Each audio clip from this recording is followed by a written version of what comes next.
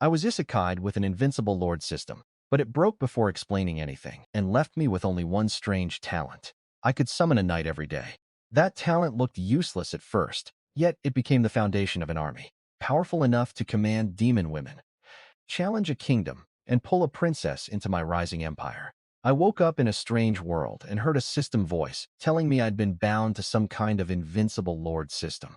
It was supposed to help me become the strongest lord across all worlds, build territory, get rewards, that sort of thing.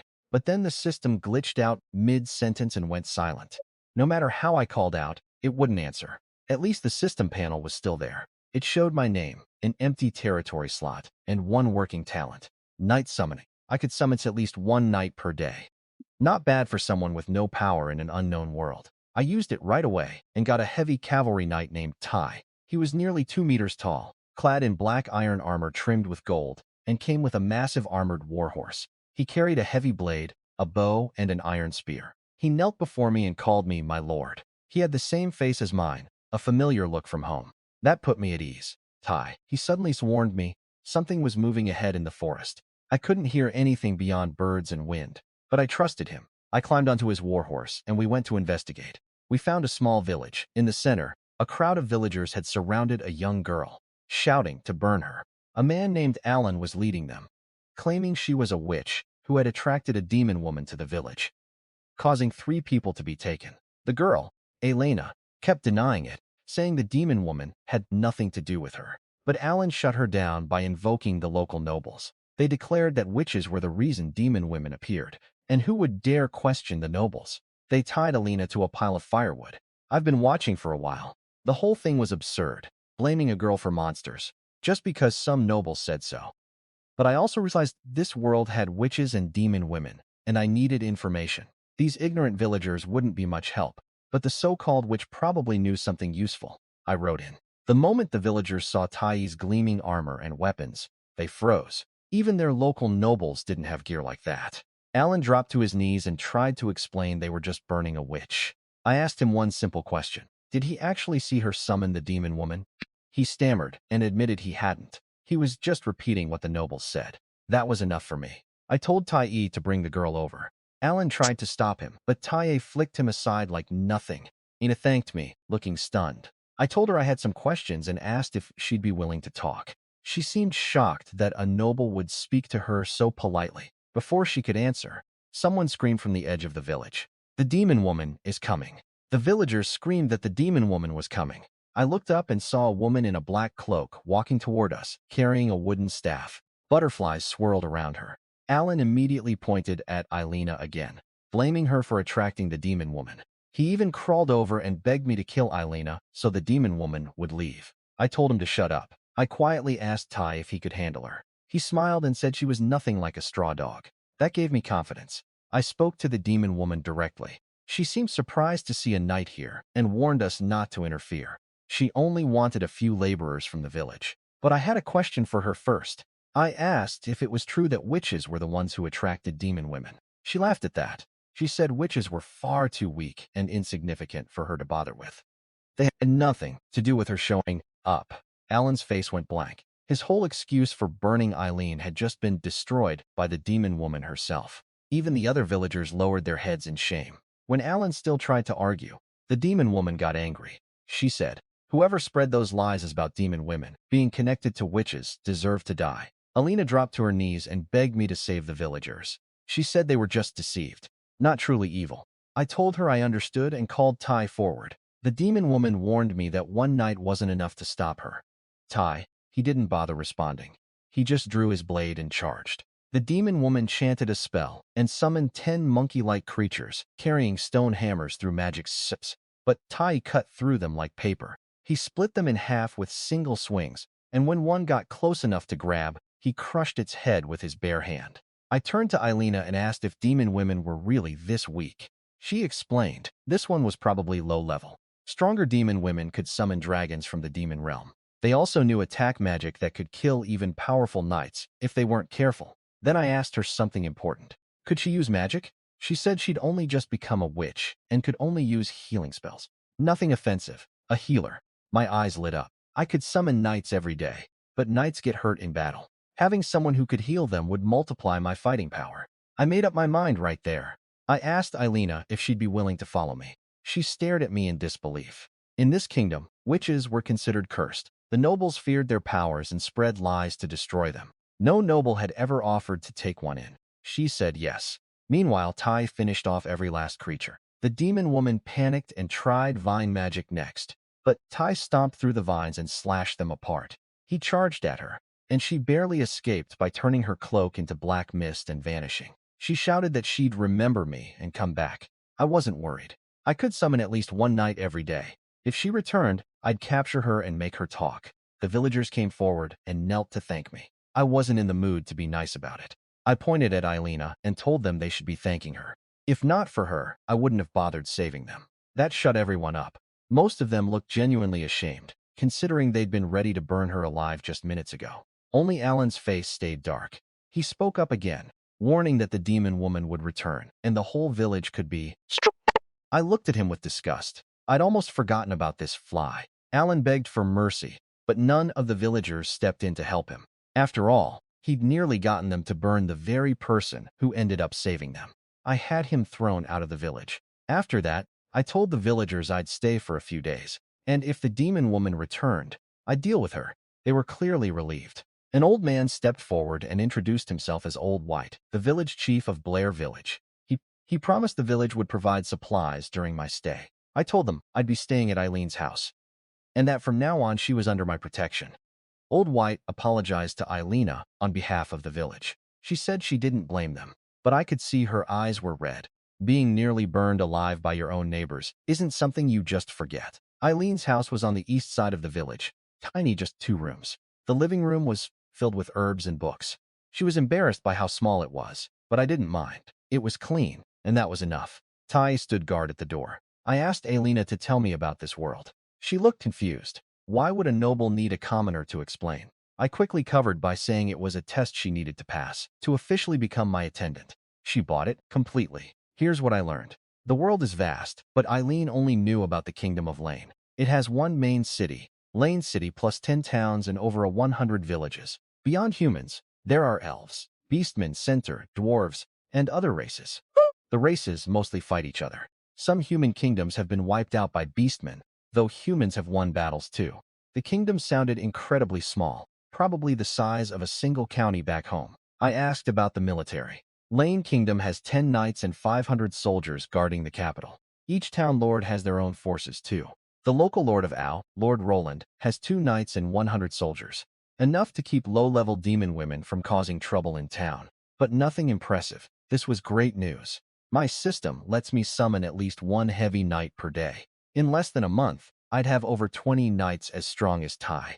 That would be enough to take over Ao town first, then the other towns, recruit soldiers along the way, and eventually conquer the entire kingdom. But I needed to be patient. The biggest problem right now was food.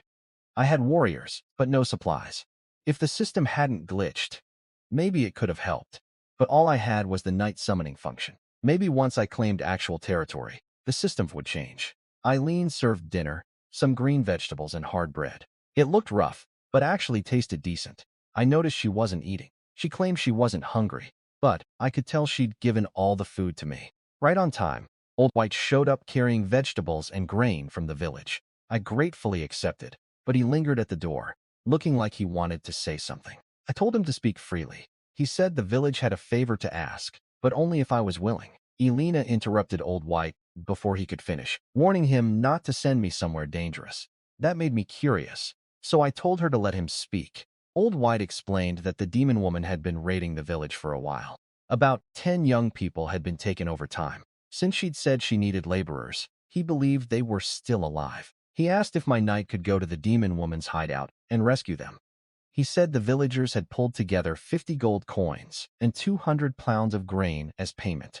Eileena got angry at that. She said they were treating me like a mercenary. But Old White was desperate. He couldn't just let the young people die. Then Eileena told me the full truth. The place was actually a castle belonging to Princess Midi of Lane Kingdom. 10 years ago, demon women had sealed the princess inside. The kingdom had tried to rescue her dozens of times and lost 5 knights in the process. There were at least 3 demon women inside that castle. She said it was far too dangerous for just one night. She also mentioned that the kingdom had a standing bounty. Whoever rescued the princess would receive a noble title and territory. Old White backed off after hearing how dangerous it was, but I told him I'd accept the request. I just needed 3 days before setting out.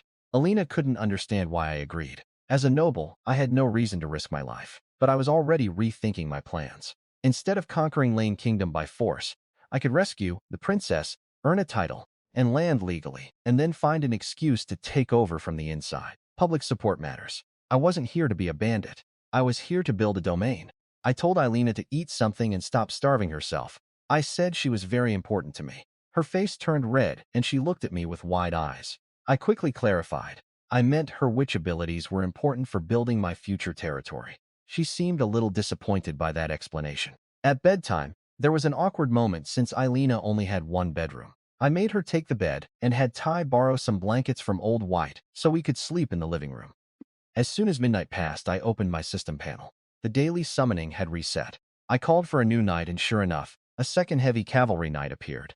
Identical gear to Tai, different face. He introduced himself as Tai Air. I told him to take turns with Tai on guard duty, and went back to sleep. The next morning, Eileena noticed Tyre and was surprised. I told her I had other knights on the way too. She immediately assumed I'd agreed to the castle mission, because I'd already planned for reinforcements. I let her believe that, but before she could think too much about it, Old White came running over in a panic. He said soldiers from Ao Town had arrived at the village, and Alan had brought them. I wasn't surprised when I heard soldiers from Ao Town had arrived. A mysterious noble showing up in a small village with a knight was bound to attract attention. I want to meet them. In the village square, a knight in European-style armor sat on a small reddish horse with 10 soldiers in plain clothes behind him. Alan was standing nearby, eagerly telling the knight that the village was hiding a witch, and that I was some sign of heretic working with her. But the moment that knight saw my 2 heavy cavalry riders on their massive war horses in full black armor, he froze. Compared to my knights, he looked like a peasant pretending to be nobility. He immediately dismounted and bowed to me. He introduced himself as Baron, a knight serving Lord Roland of Au Town. He said his lord had heard I drove off a demon woman and wanted to meet me. Alan kept trying to insist I should be punished for protecting a witch, but Baron had already read the situation. He said, if I wanted to protect a witch, Lord Roland would have no objections. When Alan wouldn't shut up, Baron ordered his soldiers to kill him and dump his body in the forest for wolves. Alan screamed, but nobody stopped it. Even Eileena, who felt some pity, knew he brought it on himself after trying to get me killed. I told Baron my name was Manhwa, and that I'd come to rescue Princess Midia from the forest castle. He was shocked that castle had been a forbidden zone for 10 years. Many knights and nobles from other countries had tried and failed, but he respected my decision and promised no one would interfere with my mission in the forest. He invited me to visit Lord Roland afterward, if I made it back alive. After Baron left, I asked Old White to find a hunter who knew the way to the castle. Old White hesitated, but Eileena pushed him. His own son had been taken by the demon women too. He went to find someone. Eileena insisted on coming along. She said her magic wasn't strong, but she understood demon women's spells and could heal people. I agreed. Old White brought a middle-aged hunter named Volume 50, who carried a bow and knew the forest. Well, I made it clear. This was a scouting mission, not an attack. Just find the castle, observe, and come back. Volume 50 explained that the outer forest was safe hunting ground, but deeper in, magic creatures appeared. They'd stumbled on the castle by accident while chasing prey, and that's when people got captured.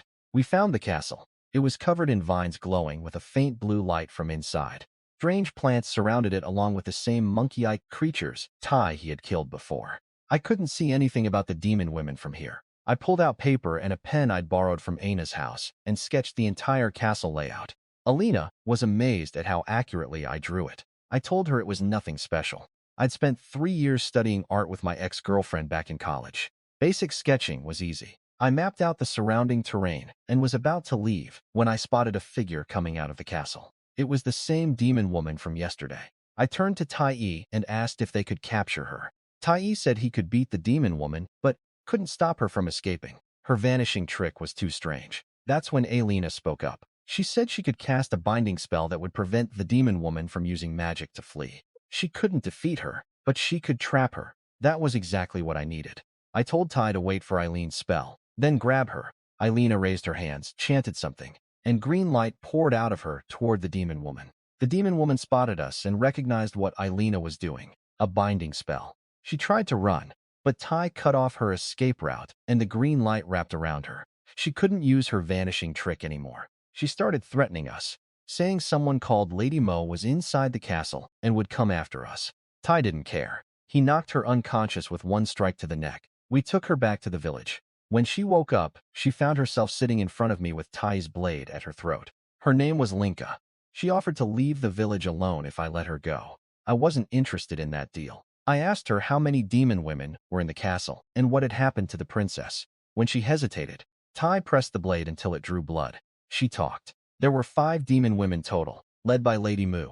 The princess was alive, but strangely, the demon women weren't the ones keeping her prisoner. Linka didn't know the real reason and swore she was telling the truth. I offered her a chance to work for me. Eileena was worried about recruiting a demon woman, but I told her ability was all that mattered. However, Linka took the offer as an insult and refused angrily. I didn't push it. I gave Tai a look and he took her outside. A scream followed. She was dead. Eileena was shaken. I asked her if she thought I was cruel. She said no. It was the right thing, but she wasn't used to killing yet.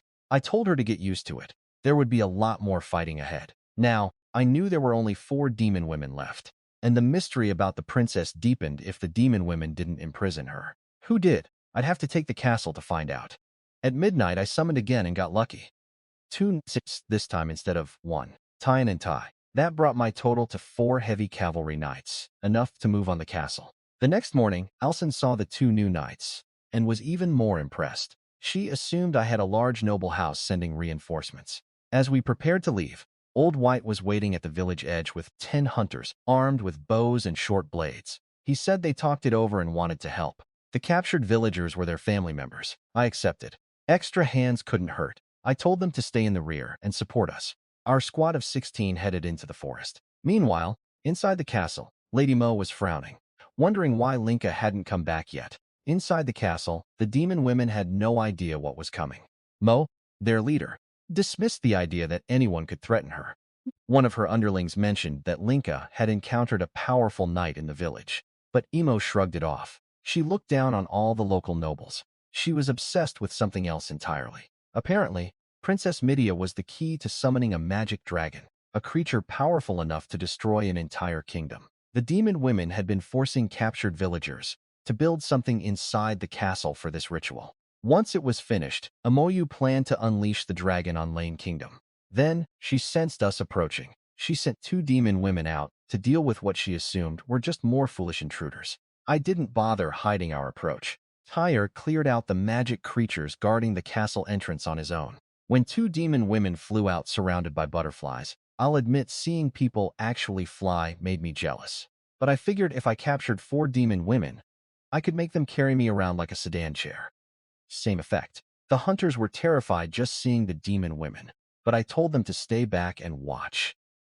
I had Eileena start casting her binding spell while the knights moved in. The 2 demon women summoned hordes of monsters through magic circles and sent vines and plants to attack. But my knights were too fast and too strong. Their warhorses leaped over the vines. Tai charged straight at one demon woman, smashed through her defense spell in 2 seconds. And when she tried to flee, Eileena's binding spell locked her in place. Tai's blade took her head off. The second demon woman panicked. She noticed Eileena and realized a witch was working with me, something unheard of. But before she could react, another knight shattered her shield. This one managed to escape using her vanishing spell before Eileena could bind her too. Eileena apologized, saying she wasn't strong enough to cast 2 spells at once. I told her she'd done great. We pushed forward to the castle. We already knew the layout from yesterday's scouting, but as we reached the entrance, a purple energy barrier blasted us back several meters. 3 figures appeared on top of the castle. Eileena told me the one in front was a greater demon woman, stronger magic than ordinary ones. Amoyu glared down at us, furious about the one we'd killed. She called Eileena a fool for serving a noble. Eileena shot back that I was different, that I was a good person. Amoyu wasn't interested in debating. She hurled a fireball at me. Tai split it in half with a single swing. Then he raised his blade and brought it crashing down on the purple barrier. It cracked open. Amoyu was stunned. She said, even Lane Kingdom's top knight couldn't break that shield. Yet, Tai nearly shattered it in one blow. I gave her a chance. I told her to release the captured villagers and hand over the princess, and I'd spare her life. She didn't answer. I ordered the knights to break down the gate. All four of them kicked it open, and we charged inside. Emo's eyes went wide, but she wasn't ready to give up.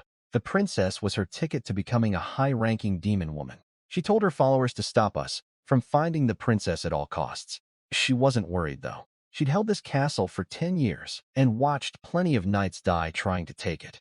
She expected today to be no different. The moment we entered the castle, we found 10 knights in full armor, standing like statues. Eileena recognized them. They were knights who'd come to rescue the princess over the years. The demon women had turned them into puppets. They suddenly came to life and drew their weapons. Tai told the hunters to guard me, while he and the other 3 knights handled them. Armored against armored. It was a real fight this time. Emo appeared inside the castle and gave me one last chance to leave. I gave her the same offer back. Submit or die. She laughed like I'd told the funniest joke she'd ever heard. She said nobles had always persecuted witches and demon women, and now one wanted her to kneel. Ridiculous. Then she summoned a demon knight, a huge creature with a giant sword. Eileen's eyes went wide. She said only powerful demon women could summon something like that. But Tai was on another level. He smashed through the puppet knights one by one, knocking their heads clean off. When the demon knight charged at him, Tai slapped it right back. The demon knight took one look at Tai and decided this wasn't worth it. It just vanished.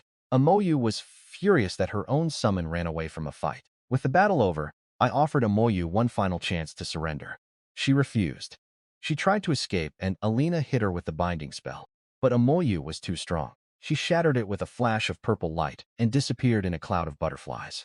Eileena apologized, but I told her not to worry. Killing Mo wasn't the goal.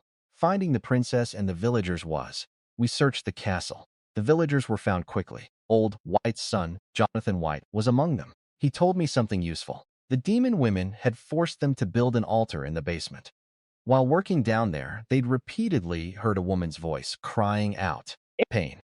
He believed it was the princess. We went to the basement. The knights had already checked it earlier and found nothing but stone blocks and tools. But Eileena had an idea. She said powerful demon women could create magical barriers to trap living things in a sleeping state. The altar might have been built on top of such a barrier. I ordered the altar destroyed. As the stones were cleared away, a crystal coffin appeared underneath. Inside lay a breathtakingly beautiful woman, Princess Midia, looking exactly as she had 10 years ago, perfectly preserved. Meanwhile, outside, Amoyu wasn't angry anymore. She was afraid. She told her remaining followers something chilling. The princess wasn't the prisoner. She was the jailer. As long as Midia slept, everything was fine. But if she woke up, it would be a disaster. Even Emo, you couldn't control. Emo made her decision instantly. Run. Leave a town. Get as far away as possible. Back in the basement, everyone was staring at the sleeping princess. I agreed. She was stunning, even more beautiful than Eileena. But then, I noticed something strange. The temperature was dropping fast. Ice started spreading everywhere across the altar, up the walls, coating everything in frost. I ordered everyone out of the basement immediately. Within moments, the entire underground chamber was frozen solid. Jonathan swore nothing like this had ever happened while they were working down there. Eileena studied the situation and explained it was caused by magic power leaking out of someone's body. When a person has too much uncontrolled magical energy, it manifests physically, in this case, as ice. That meant whoever was in that coffin had ice-type magic. Extremely powerful ice-type magic. Jonathan and Volume 50 put it together nervously. If only demon women have magic power, then Princess Midia was a demon woman. Eileena confirmed it was possible. I didn't care. Demon woman or not. Rescuing her completed my mission. As long as the kingdom's bounty was still valid, I'd deliver her to the king myself. Just as Eileena predicted, the freezing stopped after a while. We went back down. The area around the crystal coffin was completely clear of ice. Strangely enough, Tai pried the lid open. Midia was breathing, still alive after 10 years sealed inside. This world kept getting more interesting. Maybe one day I could even achieve immortality here. Atta placed her hand on Midia's forehead and used her healing magic. Green light glowed from her body. After about 15 minutes, she said the princess should be able to wake up. Midia opened her eyes. She looked at me and asked who I was.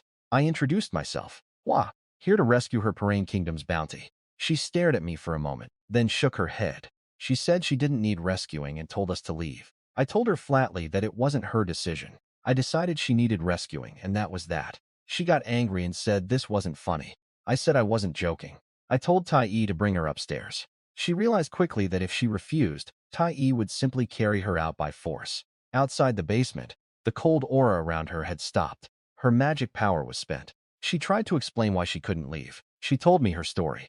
She was born a demon woman. Her magic froze her mother to death during childbirth. A wise man suppressed her powers for years, but they kept growing stronger. Eventually, she asked her father to build this castle for her in the forest so she could live away from people. For a while, she was happy here, but one day, her magic leaked out and froze all her maids to death, shattering them into pieces.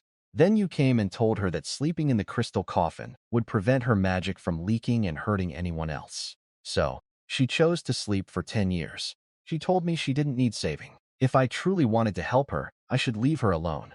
I listened to the whole story, then shrugged. Sad story, very dramatic, but it had nothing to do with me. She still needed rescuing. She got furious. She asked if I knew what being a demon woman meant in Lane Kingdom. It meant disaster. I asked her what that had to do with me.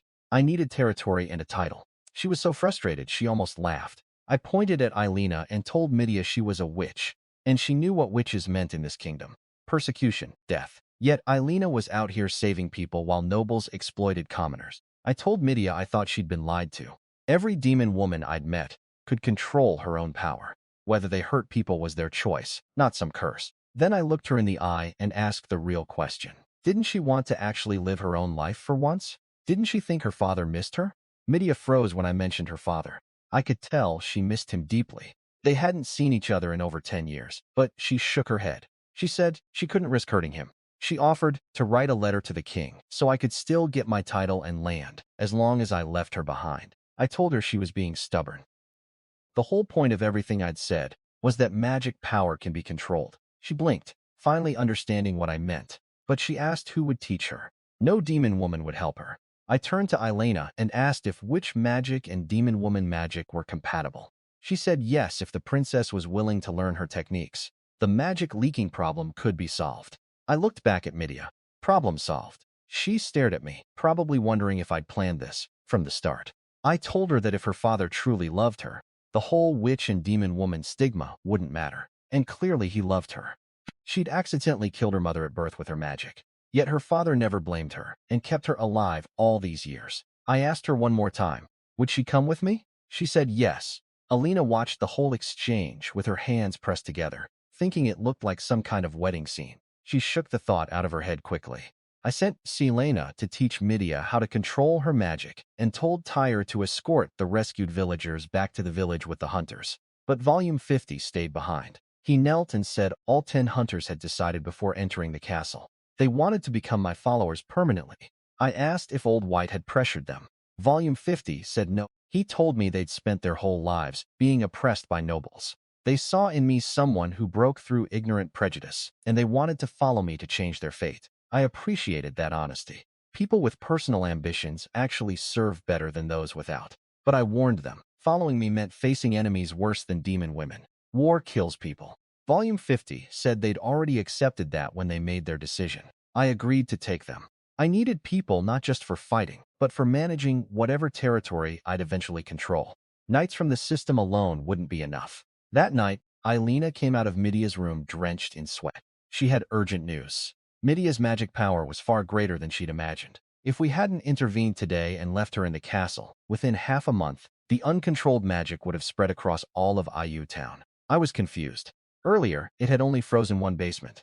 Eileena explained that Midia's power wasn't ordinary magic. It was a curse. Her teacher had once told her about a type of curse cast on babies before birth, giving them enormous innate magic that grows stronger every day. This cursed magic could be used to summon a powerful demon dragon from hell, bypassing all normal restrictions on summoning rank. That was why Mu had kept Midia. She was the key to summoning a dragon.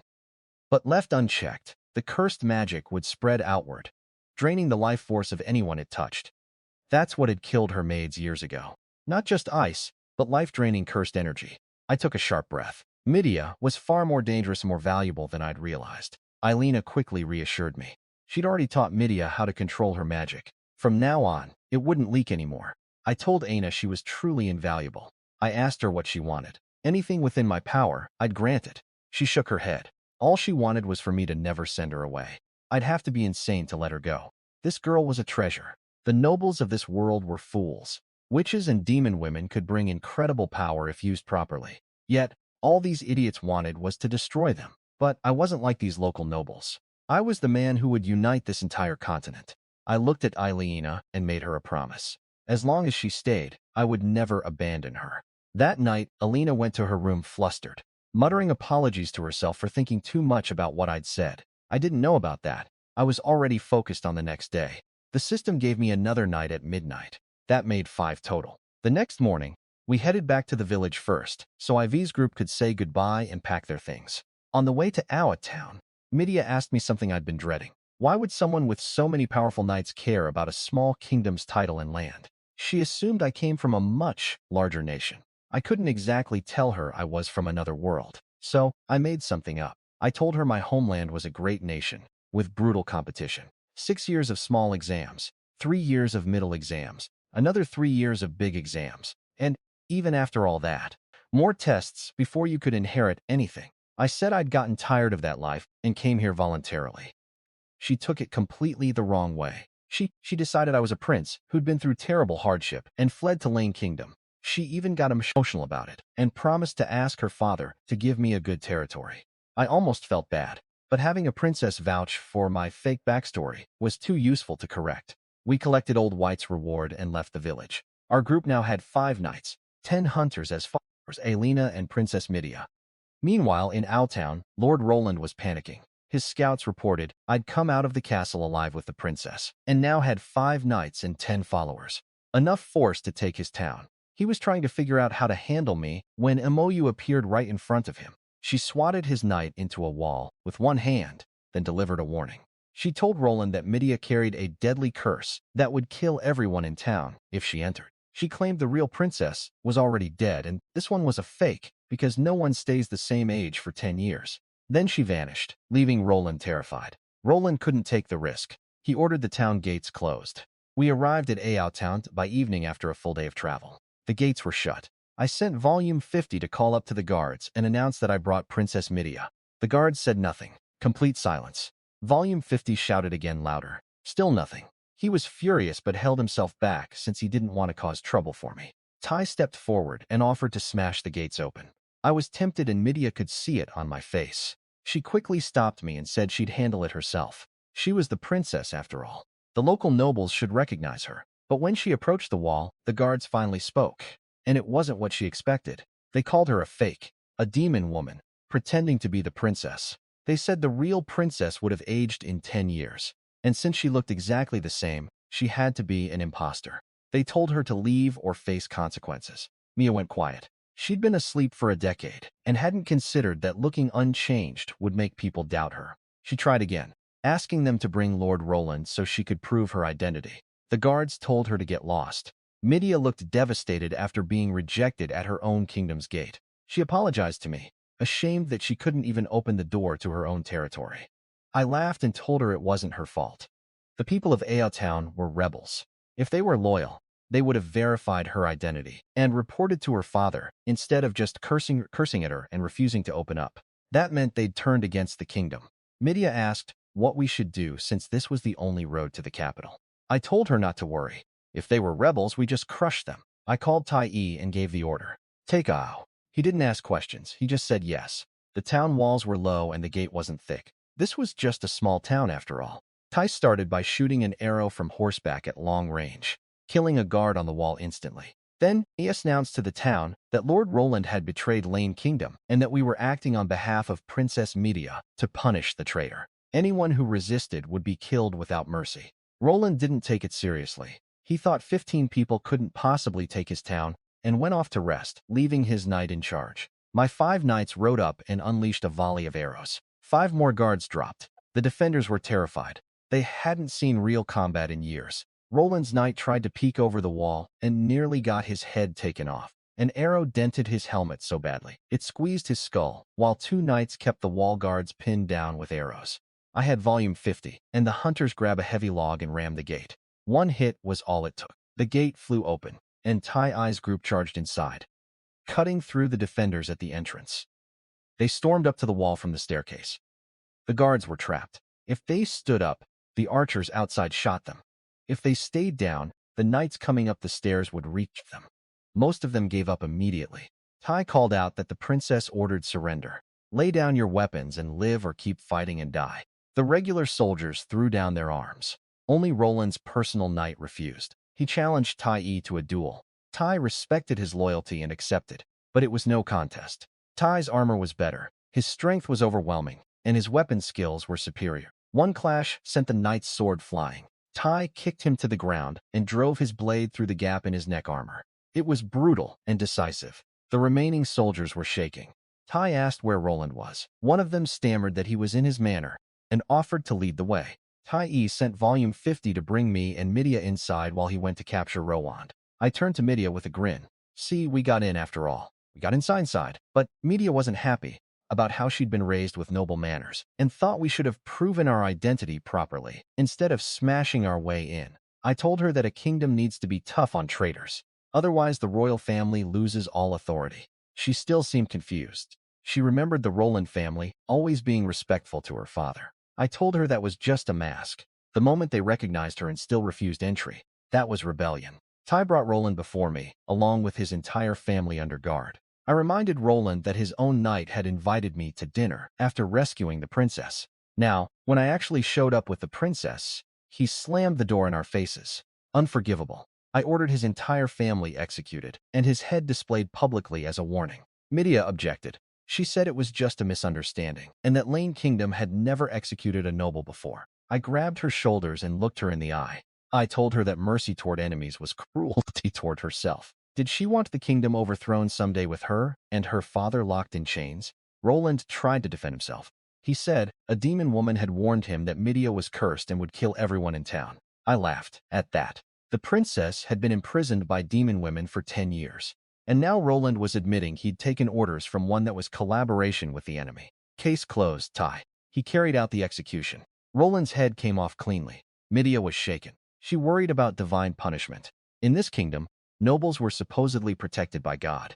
I told her bluntly that if God were real and just, Roland deserved to die even more. I wasn't about to let superstition paralyze us. Later, Eileena led Midia to the Baron's mentor to rest.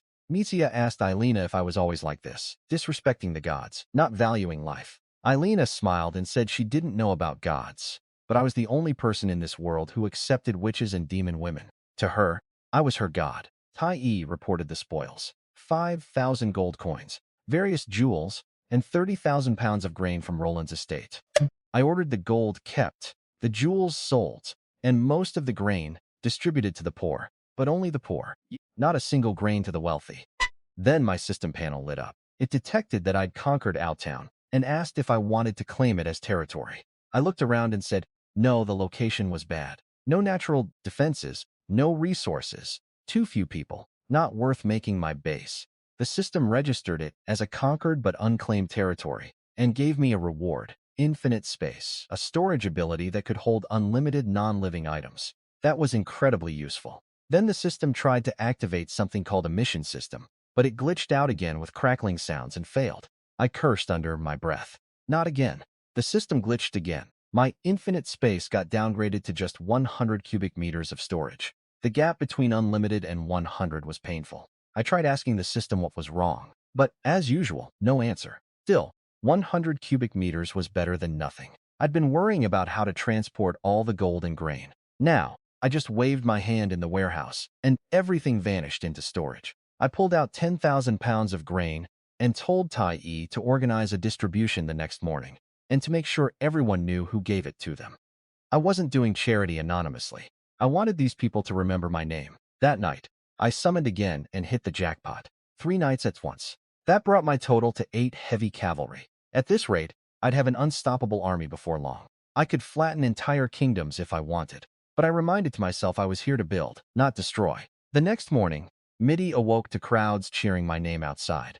She came out and saw me distributing grain to the poor of Ayu town. She didn't fully understand why I was doing it. But when she looked at the grateful faces, she went quiet. She told me I was better than nobles like Roland, not just in strength, but in kindness. I told her I was just helping the princess take care of her people. We left Iao in style. I'd claimed Roland's fancy carriage, beautifully decorated with strong horses.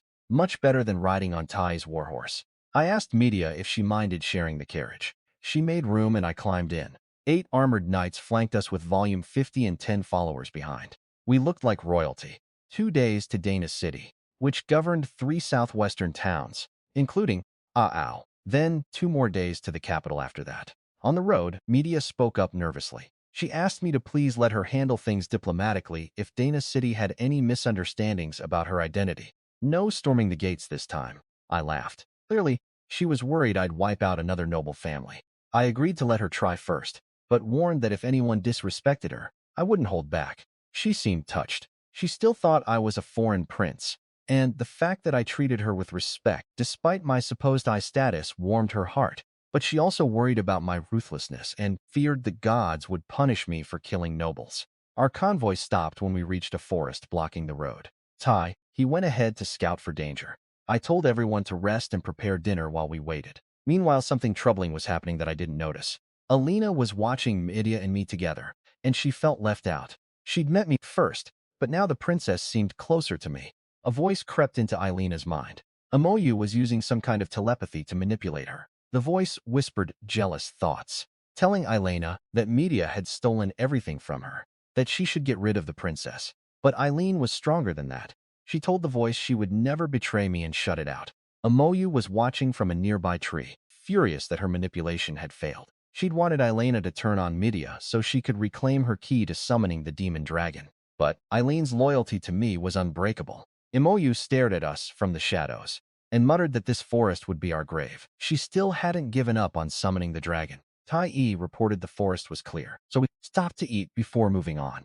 I used the chance to ask Media about Lane Kingdom and the wider world. She told me Lane Kingdom had 4 cities and 10 towns. It looked big but was actually small. To the north was the Hill Kingdom 10 times larger. The west, Beastman tribes threatened the borders. Only a joint military alliance led by Hill Kingdom kept them at bay.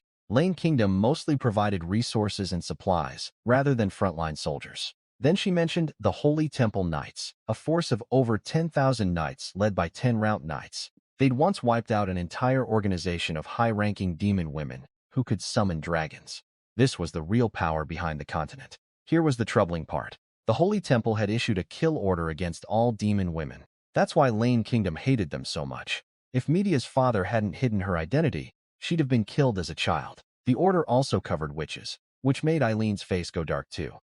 I told them both not to worry. The Holy Temple was far away, and as long as I was around, nobody would use their identities against them. I didn't care what the temple decreed. Witches and demon women were people, and blanket kill orders were wrong.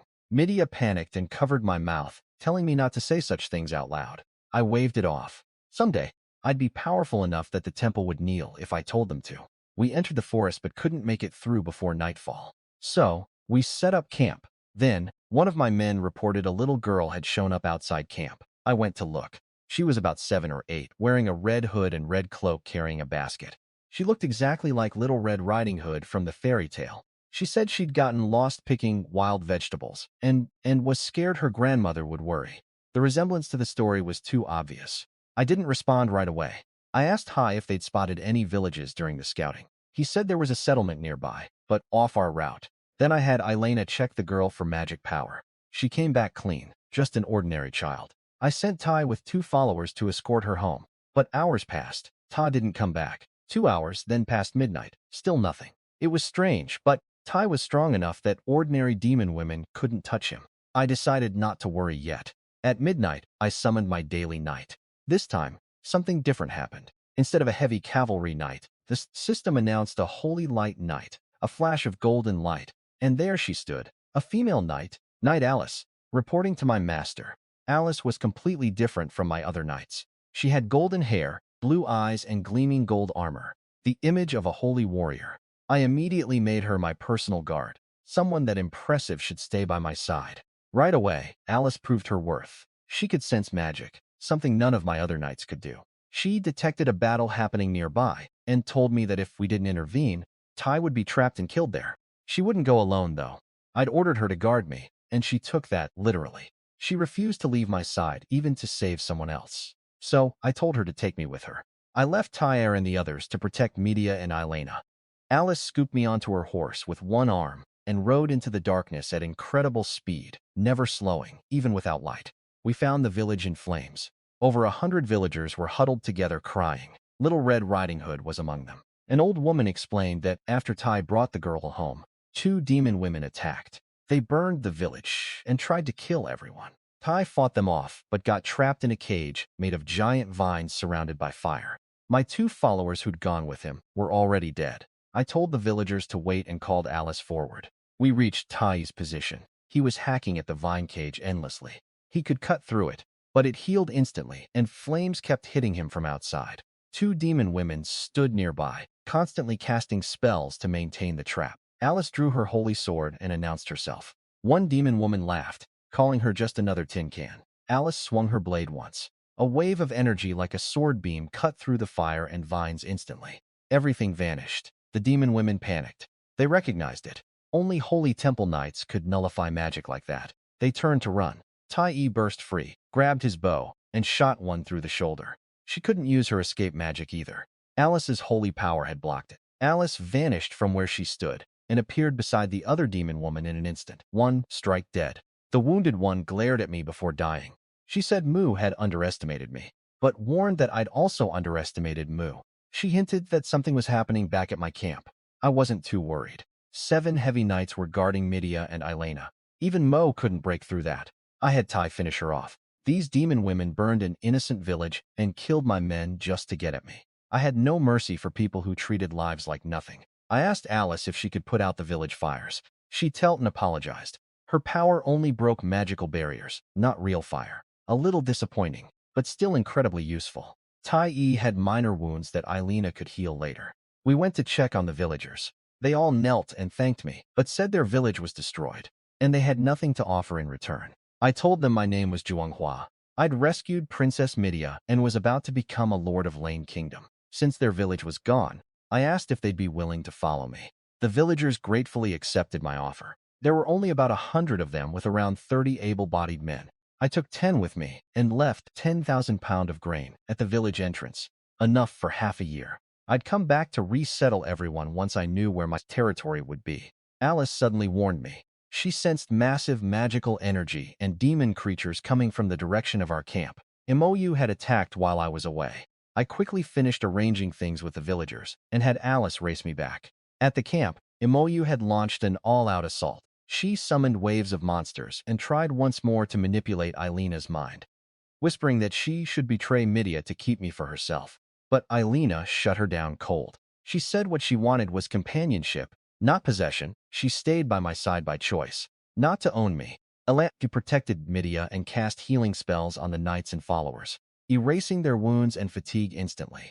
Tyre led the counterattack, slaughtering the summoned creatures. Then Midia surprised everyone. She could sense Moyu's location because of the magic had once used to seal her. She pointed to where Moyu was hiding. Tyre threw a torch, exposing her. Eileena tried to cast the binding spell, but Moyu fled before it could take hold. Alice and I arrived right after the fighting ended.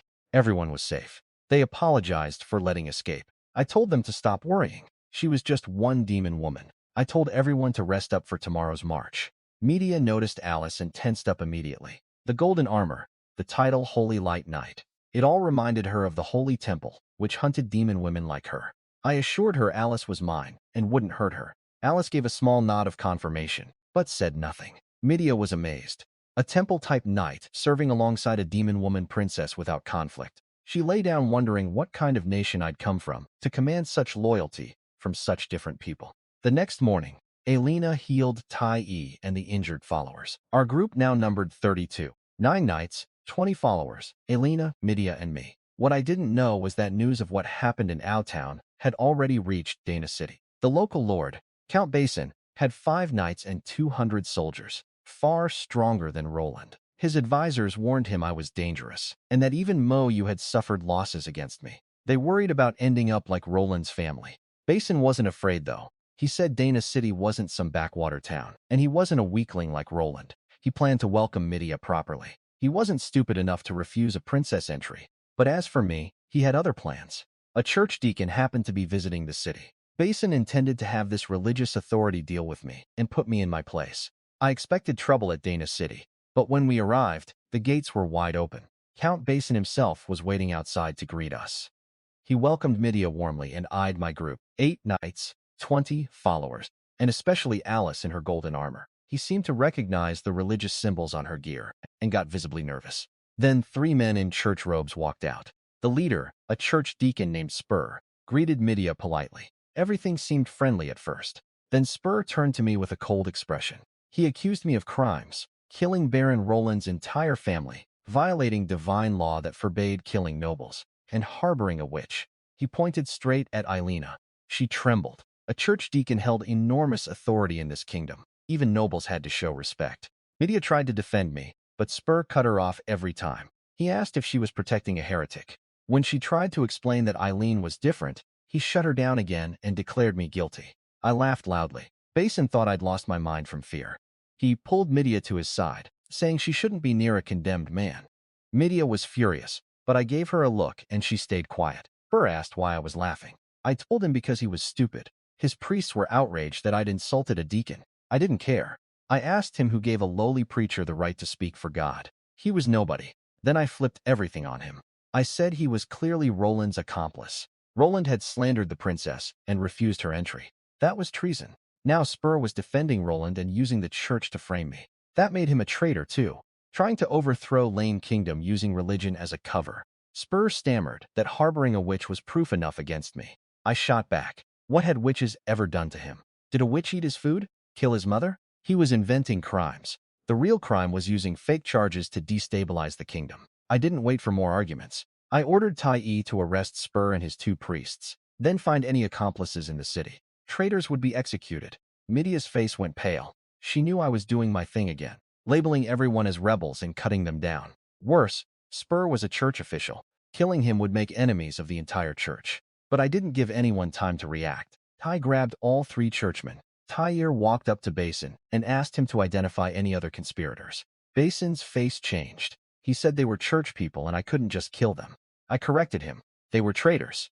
Then I asked him directly, was he defending traitors too? Did he also think Roland was innocent? Did he think I was really a heretic? He backed into a corner with no good answer. Basin panicked and tried to backtrack. He couldn't call me a heretic. I'd rescued the princess. I twisted his words easily. I said, since Basin himself disagreed with Spur. That proved Spur was lying and plotting treason. Before anyone could argue further, I ordered Tai to execute Spur on the spot. One swing, head gone, right there at the city gates. Basin went pale. The other 2 priests lost control of their bladders. They begged for their lives and immediately offered to lead us to the church's headquarters in the city. I sent Tyre with knights and followers to raid it. I interrogated the remaining priest.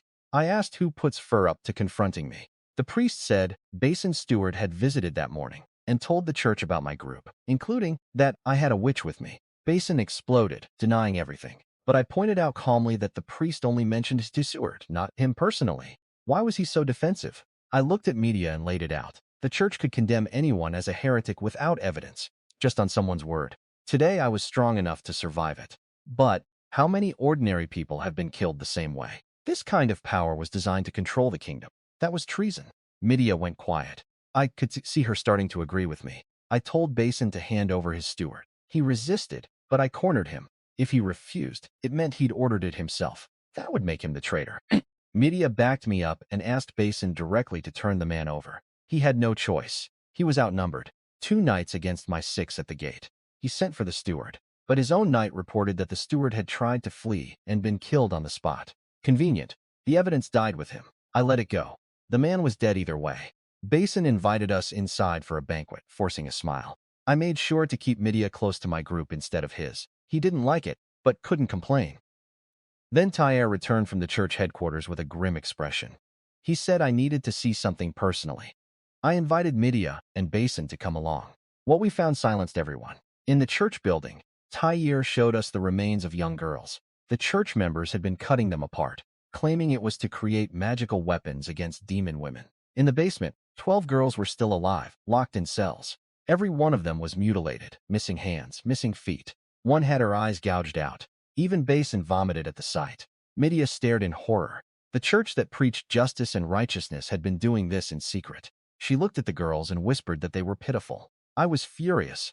I ordered Tyre to search every corner of Dana City. Not a single church member was to escape. They all had to die. This time, Midia didn't stop me. Even Basin stayed silent. Midia asked what would happen to the mutilated girls. I looked at them. Their eyes were empty, completely broken. I called Eileena over and asked if she could heal them. She said yes, but it would take time since their bodies were so badly damaged. When Eileen started casting her healing magic, Basin and his people backed away. They whispered nervously, "A witch." In this kingdom, witches were forbidden, just like demon women. Basin admitted he wasn't afraid of Eileena herself, but of the Holy Temple's decree that all witches must be burned. He pointed at Alice, saying she was clearly from the temple and should understand his position. Alice turned her cold gaze on him and asked two simple questions. Was Eileena hurting people or saving them? Saving. Was she good or evil? Good. Then Alice looked away. Answer given, Basin wiped the sweat off his forehead and excused himself. I went downstairs with Tyre. The church's basement was full of treasure, boxes of gold coins, and at least 50,000 pounds of grain. A small outpost richer than Baron Roland's entire estate. Tyre counted at least 10,000 gold coins. I swept everything into my storage space with a wave of my hand. When I came back upstairs, some of the girls were already regrowing their hands and feet. One could see again. They were amazed and grateful to Eileena, though still wary of me. I told them they were free now. Once healed, I'd send them home. They worried the church would come back for them. I told them those monsters wouldn't be hurting anyone ever again. Ty reported that every church member in Dana City had been captured. I had the doors thrown open and the prisoners dragged into the public square. I wanted the people of the city to see for themselves.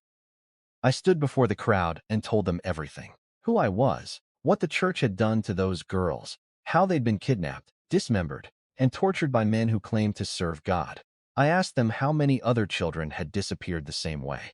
Did they want their own sons and daughters to end up like this? Crowd was silent at first, but I could see the rage building in their eyes. I declared the prisoners would be executed on the spot. No one objected. Tai and my knights started the chant, "Kill, kill, kill." The crowd joined in, their voices shaking the air. I gave the order. Every church member lost their head. The people weren't horrified. They were relieved.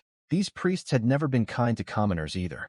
Eileena finished healing all the girls, and I had them escorted home. Word spread through Dana City about what I'd done, and about the kind which would save those girls. People started to realize that maybe witches weren't the monsters they'd been told about. Only Basin was worried. He knew killing church members would bring consequences.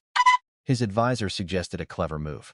Report everything to both the church and the king, blaming me and the princess for all the killings. That way, Basin's hands would be clean. They'd also mentioned the witch in my group knowing the church won't want that information. But they left Alice out of the report. Basin didn't want to provoke anyone connected to the temple. Nobody else came looking for trouble that night, which was actually disappointing. That church outpost had been loaded with treasure. Imagine what the noble families were sitting on. I could use every coin and grain for building my future territory, but no one gave me an excuse to raid them. At midnight, I summoned again. 2 more heavy knights. My total was now 11. These knights were the foundation of everything I planned to build. Alice refused to stop guarding my door. I finally convinced her to at least sleep on a mattress nearby so she could react quickly if anything happened.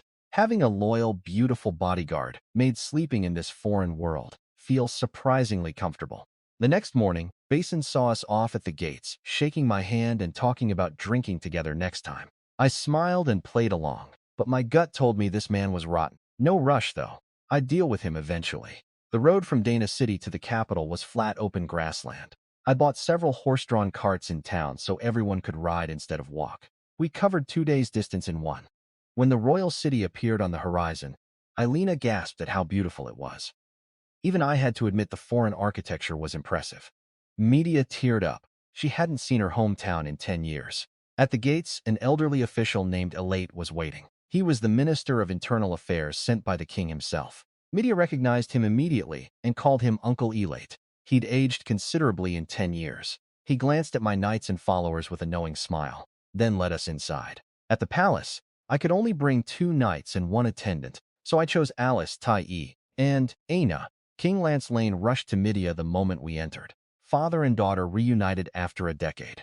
They talked for a long time before he finally turned to me. He recognized that I came from the mysterious east across dangerous mountains and vast oceans. He acknowledged my achievement and said the bounty entitled me to a count's title and territory. Then he hesitated. I tensed up. Not another cliffhanger. He explained that in 10 years the church had seized most of the kingdom's power. Even the chief knight of the army, Knight Owen, was loyal to the church rather than the crown. The king could only control his palace guard. Without church approval, his orders couldn't even reach beyond the capital walls. He was a puppet king. He said he could only give me a tiny piece of land still under his personal control, barely bigger than a village, far less than what a count deserved. He looked embarrassed. Media tried to calm me down, warning that the church was too dangerous to challenge. But I looked straight at the king and asked him one question. Did he want to break free from the church's control? He stared at me, confused. I told him plainly. The church was acting no different from traitors who'd stolen his kingdom. If he'd let me, I would restore order on his behalf and give his kingdom back to him. I'd already killed church members before. This was nothing new. My territory was at stake, and I wasn't backing down. I pressed King Lance. He was a king, not a puppet. Did he really want to live under the church's thumb forever? He hesitated, worried about the holy temple behind the church. I told him the church had crossed the line by meddling in politics. Then media told him what we'd found in Dana City. The mutilated girls, the torture. His face darkened. He was still worried. The church's enforcer, Knight Commander Owen, had 15 knights and 500 soldiers.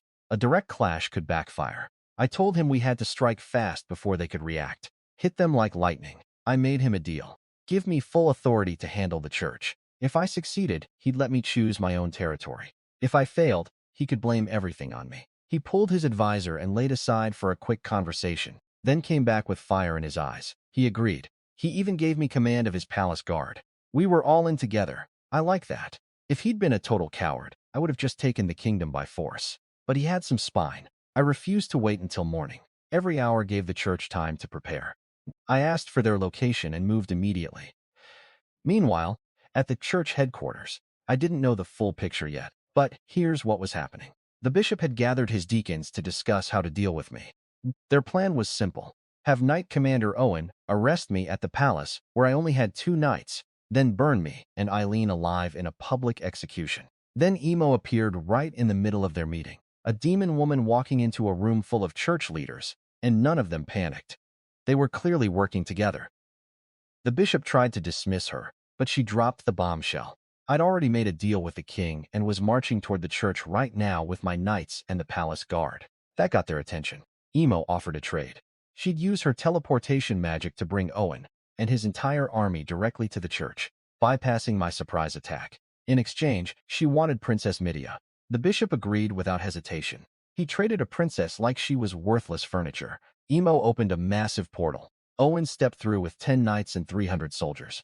Then she vanished. Owen was confused about why a demon woman had been there and what deal the bishop had mentioned. The bishop brushed it off, showed him Basin's report about me killing church members and harboring a witch, and told him the king had been corrupted by a heretic. Owen didn't need much convincing. He was a true believer. He declared that heretics must be destroyed, and promised no one would touch the bishop today. So, while I was racing toward the church, thinking I had the element of surprise, they were already waiting for me with a full army inside. As we approached the church, Alice suddenly warned me she sensed demon woman energy, and it was coming from inside the church itself. It was the same signature a sow from the forest. So the church preached about destroying demon women while secretly working with one. Everything clicked. The church's bishop was the wise man who'd suppressed Midia's cursed magic years ago.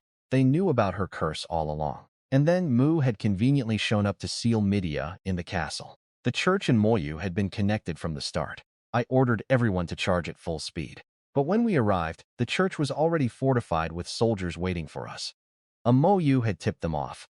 It didn't matter. I had 10 heavy knights, 20 followers, plus the king's 5 palace knights, and 200 soldiers. I told them to attack. He led the charge. There were no walls to hide behind. This was open combat. Owen's soldiers met us head-on, but my knights were simply stronger. Their massive blades dented enemy armor with every swing, even when they couldn't cut through.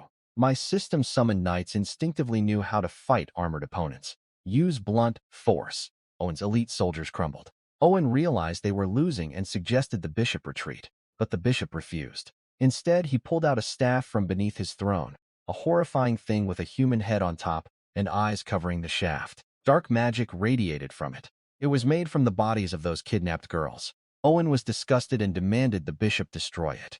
The bishop laughed and pointed the staff at Owen instead. Black energy engulfed him instantly. Owen went silent. His eyes turned blood red, and he became a mindless puppet under the bishop's control. Ty's group finished the remaining soldiers and burst into the main hall. They immediately saw what had happened. Ty charged at the puppet Owen, but something was wrong. Owen's strength had doubled, maybe tripled. Sense blows sent Ty flying backward. The bishop was ecstatic. He ordered Owen to kill everyone. Even when Tyre and 3 other knights attacked together, Owen fought them off easily. He felt no pain and followed only the bishop's commands. One of my knights went down. The bishop laughed and raved about his plans. Make more puppets. Control everything until the church was the only voice in Lane Kingdom. All my knights rushed Owen at once. They managed to land some hits and even counterattack, but Owen shrugged off every blow and knocked another knight out of the fight. The bishop declared it was over for us. That's when I walked in. Eileena immediately started healing the injured knights. I looked at the scene. The bishop, holding his great staff made from murdered girls. The puppet Owen, the madness in the bishop's eyes, and told him I'd underestimated just how evil the church truly was. The bishop sneered. He said the church was God. The church was justice. Then he pointed at me and ordered Owen to kill me. Owen charged at me with terrifying speed and power, but Alice stepped in front of me. She blocked his attack with her golden sword and sent him flying backward. The bishop was horrified. Alice announced herself as a holy light knight and declared judgment on him for harming the weak, deceiving the gods, and attacking her master. The bishop noticed the sacred symbols on her armor, the same ones only the legendary Round Knights were allowed to wear. He panicked but knew his only chance was to kill her. He blasted dark magic from his staff, but Alice raised her sword and unleashed something called Holy Light Judgment. The dark energy vanished instantly. She closed the distance in a flash and drove her blade through his heart. He died wondering how a temple knight had appeared here. The staff crumbled and turned into golden light that stray. I thought I could see the faces of all the girls whose bodies had been used to make it. They were finally free. Owen snapped back to normal. The puppet spell broke with the bishop's death. He knelt before Alice and thanked her, but I wasn't feeling generous. I had Ty disarm him and remove his helmet. I told him he was under arrest. He'd served as the kingdom's top knight, yet worked for the church against his own king. That was treason, punishable by death. He argued he'd acted for God and faith. I laughed and told him I'd send him to meet his God, personally. Then I announced to all the captured soldiers and knights that they'd betrayed their king. By law, they and their families would be executed. Owen begged me to spare the families. They were innocent. He called me a demon. I pointed out that his beloved church had butchered girls to make magic weapons. Who was the real demon? I ordered Tai to execute Owen. The captured soldiers were hysterical, begging for mercy. I gave them a deal. Bring me a church member, or lead me to church treasure within 1 day and that person lives. Anyone who couldn't deliver something useful would die. No one was leaving the city. Gates closed, entry only. I released them and started inventorying the church's wealth. 100,000 gold coins, 100,000 pound of grain, countless jewels all stored away. Then we found the basement. 30 more girls imprisoned, plus piles of bodies. My blood boiled. Killing these church people had been too merciful. Ty rushed in to report that crowds had gathered outside, commoners and nobles, demanding I release the church members and apologize to God. I went out to meet them. Over 1,000 people were chanting, "The church is innocent," led by about a dozen nobles at the front. One noble named Coffee Bell stepped forward, demanding I explain why I'd tell a church. He said, no law or doctrine permitted it. I asked if he was defending the church. He proudly said yes. The church represented God and justice. I didn't bother explaining. I ordered my knights to arrest him and seize his family's assets. Another noble, Fox Warren, protested. He said his family were counts and that God's will couldn't be defied. I picked my ear, told my men to arrest him too. Same treatment as the Bell family. 2 nobles arrested in a row and I didn't even blink. The crowd went dead silent. Everyone was afraid they'd be next. I changed my approach. Instead of arguing, I invited everyone inside the church to see for themselves. I told them anyone could enter, even beggars from the riverbank. I had people line up single file and walk through the basement one by one. They went in excited and curious. They came out silent and pale. Even the remaining nobles had nothing to say after seeing the girls' bodies and the prisoners. When everyone had seen the truth, I asked again, should I release the church members? Should I apologize, or should these monsters who treated children like garbage be executed? The crowd erupted. Kill them! Kill them! Just like in Dana City, the people's anger did my work for me. The nobles who still had complaints swallowed them. That day, the royal city ran red with blood, but the people cheered for every execution. Imoyu watched everything from the shadows. Her plan to use the church as a distraction, while she stole Midia, had completely failed. She admitted she had no way to fight me now, especially not with Alice, who was her natural counter. She slipped away from the city, vowing to return once she could summon a demon dragon on her own. At the palace, King Lance was conflicted. He was glad the church was gone, but terrified of retaliation from the Holy Temple. The church's parent organization wouldn't just let an entire branch disappear. They'd send powerful knights to punish Lane Kingdom. Then I walked in and delivered my report. 312 church conspirators eliminated. No survivors. Those who cooperated by turning in others were spared. 5 territories were claimed for the crown. Massive amounts of treasure seized. I handed the king a full written record of the church's crimes and asked him to publish it nationwide. Lance read it, took a deep breath, and said I'd done the right thing. Midia was confused. He'd just been worrying about temple revenge a minute ago, but the documented horrors were too extreme to ignore. He told me to rest and promised to prepare territory options for me by tomorrow. I reminded him of his promise. I got to choose my own land. He agreed. He gave me a luxurious estate that used to be the king's personal retreat. It had everything. Full living quarters, a swimming pool fed by natural hot springs. The king hadn't visited since his wife died. Now it was mine. For everything I'd done today, this was the least they could offer. I told everyone to wash up and rest.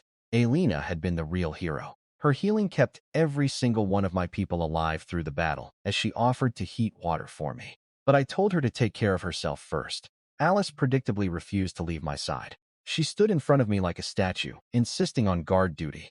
I grabbed her hand and pulled her toward the bathing room. She stammered in surprise. I told her she'd been sweating all day, and I didn't like the smell. I finally got to relax properly. The estate had a swimming pool fed by natural hot springs, and I soaked in it for what felt like hours. After days of traveling and fighting, I deserved this. While I floated in the warm water, I decided to take stock of everything I had. My storage space was loaded, 300,000 pounds of grain. Between Ajoyu Town, Dana City, and the church raid, plus those 2 noble families I'd seized, I had around 200,000 gold coins, and that was after splitting half with the king. There were jewels, too. Small stuff, but worth something if I sold them. My forces had grown nicely. 10 heavy cavalry knights from the system. Alice the Holy Light Knight, Eileena, my healer witch, and 20 followers. Once I picked my territory and the system registered it, I was hoping for some kind of bonus.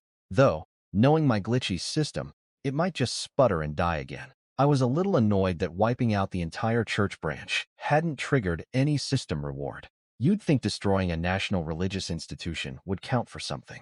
Cheap system. Alice announced that Princess Midia had come to visit. I told her to let Midia in. I was still in the pool, but I had shorts on, nothing inappropriate. Still, when Midia walked in and saw me, her cheeks turned pink and her eyes wandered a bit. I teased her about coming to stare at me. She got flustered and shot back that she wasn't battle-looking herself. So I wasn't losing anything. I told her to look all she wanted and spread my arms wide. Her face went even redder. She quickly changed the subject. She said her father believed that staying with me would help her learn to control her magic, since I had Eileena to teach her, and I didn't discriminate against witches or demon women. King Lance wanted her to come live at my territory. I was surprised but not opposed. Having a princess around was useful, but I pointed out a problem. What identity would she have? A princess living at a lord's estate was strange. The only way it would make sense was if she married the lord. I said it casually, almost as a joke, but Midia froze completely. Even Alice at the door sneaked a glance at us. After a long pause, Midia said she did have feelings for me, but she wasn't ready to decide about marriage yet. That caught me off guard. I'd been teasing, but she took it seriously. I stood up and asked if she was being real. She looked confused about what I meant. I sat back down and told her to forget it. She could follow me without marrying me. No problem. A beautiful woman tagging along was never something I'd refuse. But Midia shook her head. She said I'd made a good point about needing a proper identity. She left to discuss it with her father. I sat there processing what just happened. I'd been joking, but she basically admitted she liked me and was now going to ask her father about marriage arrangements. The thing was, my long-term plan involved conquering this entire continent, including Lane Kingdom. If I married the princess and then took over her father's kingdom, that would be awkward. Fighting your father-in-law isn't exactly honorable. I decided not to worry about it. Even if Lance agreed, I wouldn't let a woman change my plans. I got dressed and headed for the door. Alice was looking at me strangely. I asked her what was wrong. She snapped back to her serious expression and said nothing. Protecting me was her only mission. I could tell something was on her mind, but she was system summoned and absolutely loyal. She'd never betray me. I let it go. That night, I slept so deeply. I missed midnight entirely and forgot to summon. When I woke up the next morning, I immediately used the system. 2 more heavy nights. My army kept growing stronger every day. The late was already waiting outside with a carriage. I told him he didn't need to escort me everywhere, but he insisted it was his duty. We rode to the palace. King Lance had a map spread out on a table. He told me to pick any unmarked territory as my domain. After yesterday's battle, quite a few areas had been reclaimed from church control, so there were options. Lane Kingdom had 4 cities and 10 towns stretching across a wide area, with a mountain range running from the capital all the way to Eileena's old village. I studied the map carefully. I immediately ruled out anything in the center. I wasn't looking for a quiet, safe place to settle down. I needed a border territory, somewhere I could fight, expand, and grow through conquest. War was fuel for my ambitions. That left 2 options. The northern border touched the Hill Kingdom, which was 10 times larger than Lane Kingdom. Starting a war with them right now would be suicidal. Not yet. The western border was different. There sat a territory called Twin Tower City, named for 2 highlands within its borders.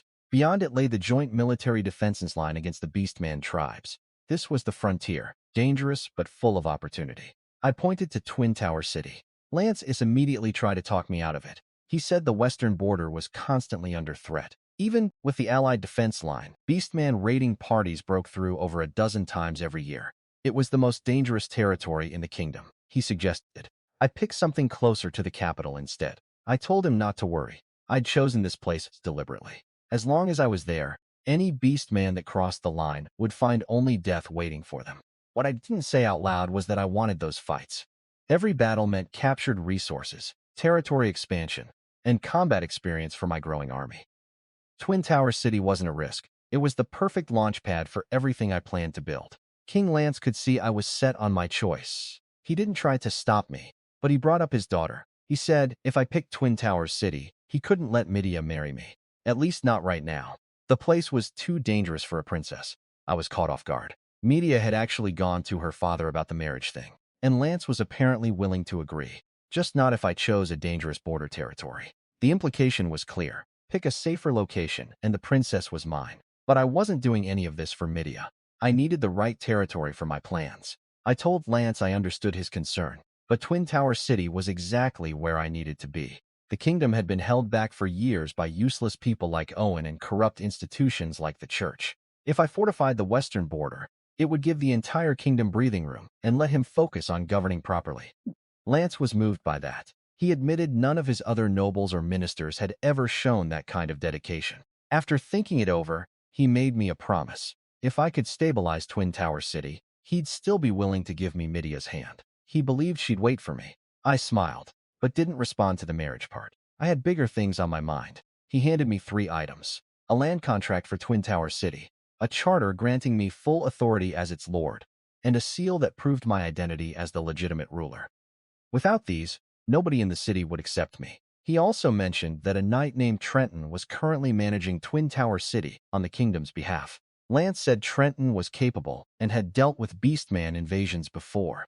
He suggested I consult with him if I ran into problems. I agreed. As long as Trenton didn't cause trouble on my land, I could find a use for him. With everything I needed in hand, I gathered my people and left without saying goodbye to Medea. Farewells always made things harder, and I didn't want the emotional weight slowing me down. Alice told me Medea was watching from the castle walls. I didn't look back. Instead, I asked Alice how she could possibly notice the princess all the way up there, while supposedly guarding me. She answered innocently that tracking the princess's location didn't interfere with protecting me at all. I told her fine, she won that round. I laughed quietly behind us. She said she'd never seen this playful side of me before, and she seemed surprised that Alice, who looked so cold and serious, had such a human side to her. We traveled fast this time. Everyone had horses now, even the regular followers. Not war horses, but decent enough to double our speed. The kingdom really was small. What would have taken months back in my old world took us barely a day. We reached Finland Town by evening. It was similar to Ayu Town but larger, probably because of its proximity to the border. Trade seemed more active here. I decided we'd spend the night and continue to Twin Tower City in the morning. What I didn't know was that Finland Town's lord, Tinglan Moore, was already nervous about my arrival. Word of what I'd done in the capital had spread, killing the church, executing nobles, wiping out entire families. He called me a demon. His advisor suggested we'd probably leave peacefully if nobody provoked us, and Tinglan agreed he wouldn't start anything. But Tinglan had another worry. He did extensive business with Trenton, the knight managing Twin Towers City. If Trenton clashed with me, Finland Town could get caught in the crossfire. He sent a messenger to warn Trenton that his new lord was coming, and to suggest he tone things down. At the end, Eileena sat across from me and carefully arranged the dinner she'd prepared. She apologized that the food was simple. I told her it wasn't as good as her own cooking, but she shouldn't waste her healing hands on kitchen work. She said sweetly that nobody was injured every day, so she might as well take care of me in other ways. She pointed out that my knights were all rough men who couldn't look after anyone properly. Alice chimed in from the doorway, saying she wasn't a rough man. Her face was completely serious, but the comment was almost funny coming from someone who looked like an ice-cold warrior queen. She'd clearly been listening to our entire conversation, catching every word related to me. Eileena handled it smoothly. She said Alice was responsible for protecting me, and she was responsible for taking care of me. A perfect division of labor. Alice went quiet, apparently accepting the arrangement. After dinner, Eileena left to clean up the dishes. That's when she overheard something that made her freeze. Two men were whispering nearby. They were talking about Trenton being the true master of Twin Tower City and calling me some wild nobody who had no right to take his position. They mentioned a plan. They'd poison the horse feed at the stable. By the time we reached Twin Tower City tomorrow, all our horses would be too sick to move. That would leave us weakened and let Trenton show his authority right from the start. They said not to worry about my knights, since this was Finland Town, their home turf. They figured the scheme was safe here. One of them insisted on staying to watch the horses eat the tainted feed before leaving, just to make sure. Eileena crept out after they passed and followed them quietly. Sure enough, the two men went straight to the stable. They pulled out packets of powder and mixed it into the horse feed. Then they grabbed the feed buckets and headed toward our horses, determined to watch every animal eat the poison grain before they'd be satisfied. Eileena watched from the shadows, her eyes narrowing. She'd found the threat. Now she just needed to decide what to do about it. Eileena had spotted the saboteurs, but she handled it quietly. She didn't confront them or raise an alarm. She simply waited for them to leave, then cast her healing magic on the horse feed to neutralize whatever poison they'd mixed in. Then she stayed right there by the stable, worried they might come back and try again. I found her around midnight. I'd woken up to relieve myself and noticed a small figure slumped against the wall near the horses, barely keeping her eyes open. It was Eileena. She told me everything. The two men whispering about Trenton being the real master of Twin Tower City, the plan to drug our horses so they'd collapse on the road, and how she'd been guarding the stable ever since. I didn't know what to say. This girl had been with me since the very beginning, and here she was losing sleep, just to protect my horses from some petty scheme. I told her she could just cast her healing spell again in the morning and let my men take over guard duty for the night. She looked at me like I'd just invented fire. Amazed, she hadn't thought of something so simple. I sent her off to bed. But the incident told me plenty about Trenton. King Lance had mentioned that Twin Towers City faced over a dozen Beastman raids every year. Yet, Trenton always came through unscathed. That didn't add up. There had to be some kind of deal between him and the Beastmen. And now his people were trying to sabotage me before I even arrived. If Trenton turned out to be a traitor, I'd have no problem cutting him down. Before sleeping, I summoned my nightly knights. 2 more heavy cavalry. My force kept growing steadily. At this rate, within a year, I'd have over 1,000 heavy riders, enough to crush most kingdoms in this world of swords and shields. The next morning, we restocked supplies in Finland Town and rode out. The men who'd poisoned the feed were probably watching us leave, confident their drug would kick in later. They had no idea Eileena had already fixed everything. Twin Tower City's territory was impressive. 3 towns worth of land under one jurisdiction. As we crossed into its borders, I could see endless farmlands stretching out with wide grasslands beyond. Near the forests, clusters of houses appeared here and there. Everything looked peaceful on the surface. After 2 more hours of riding, the city itself came into view. It was built beside a large lake surrounded by tall stone walls.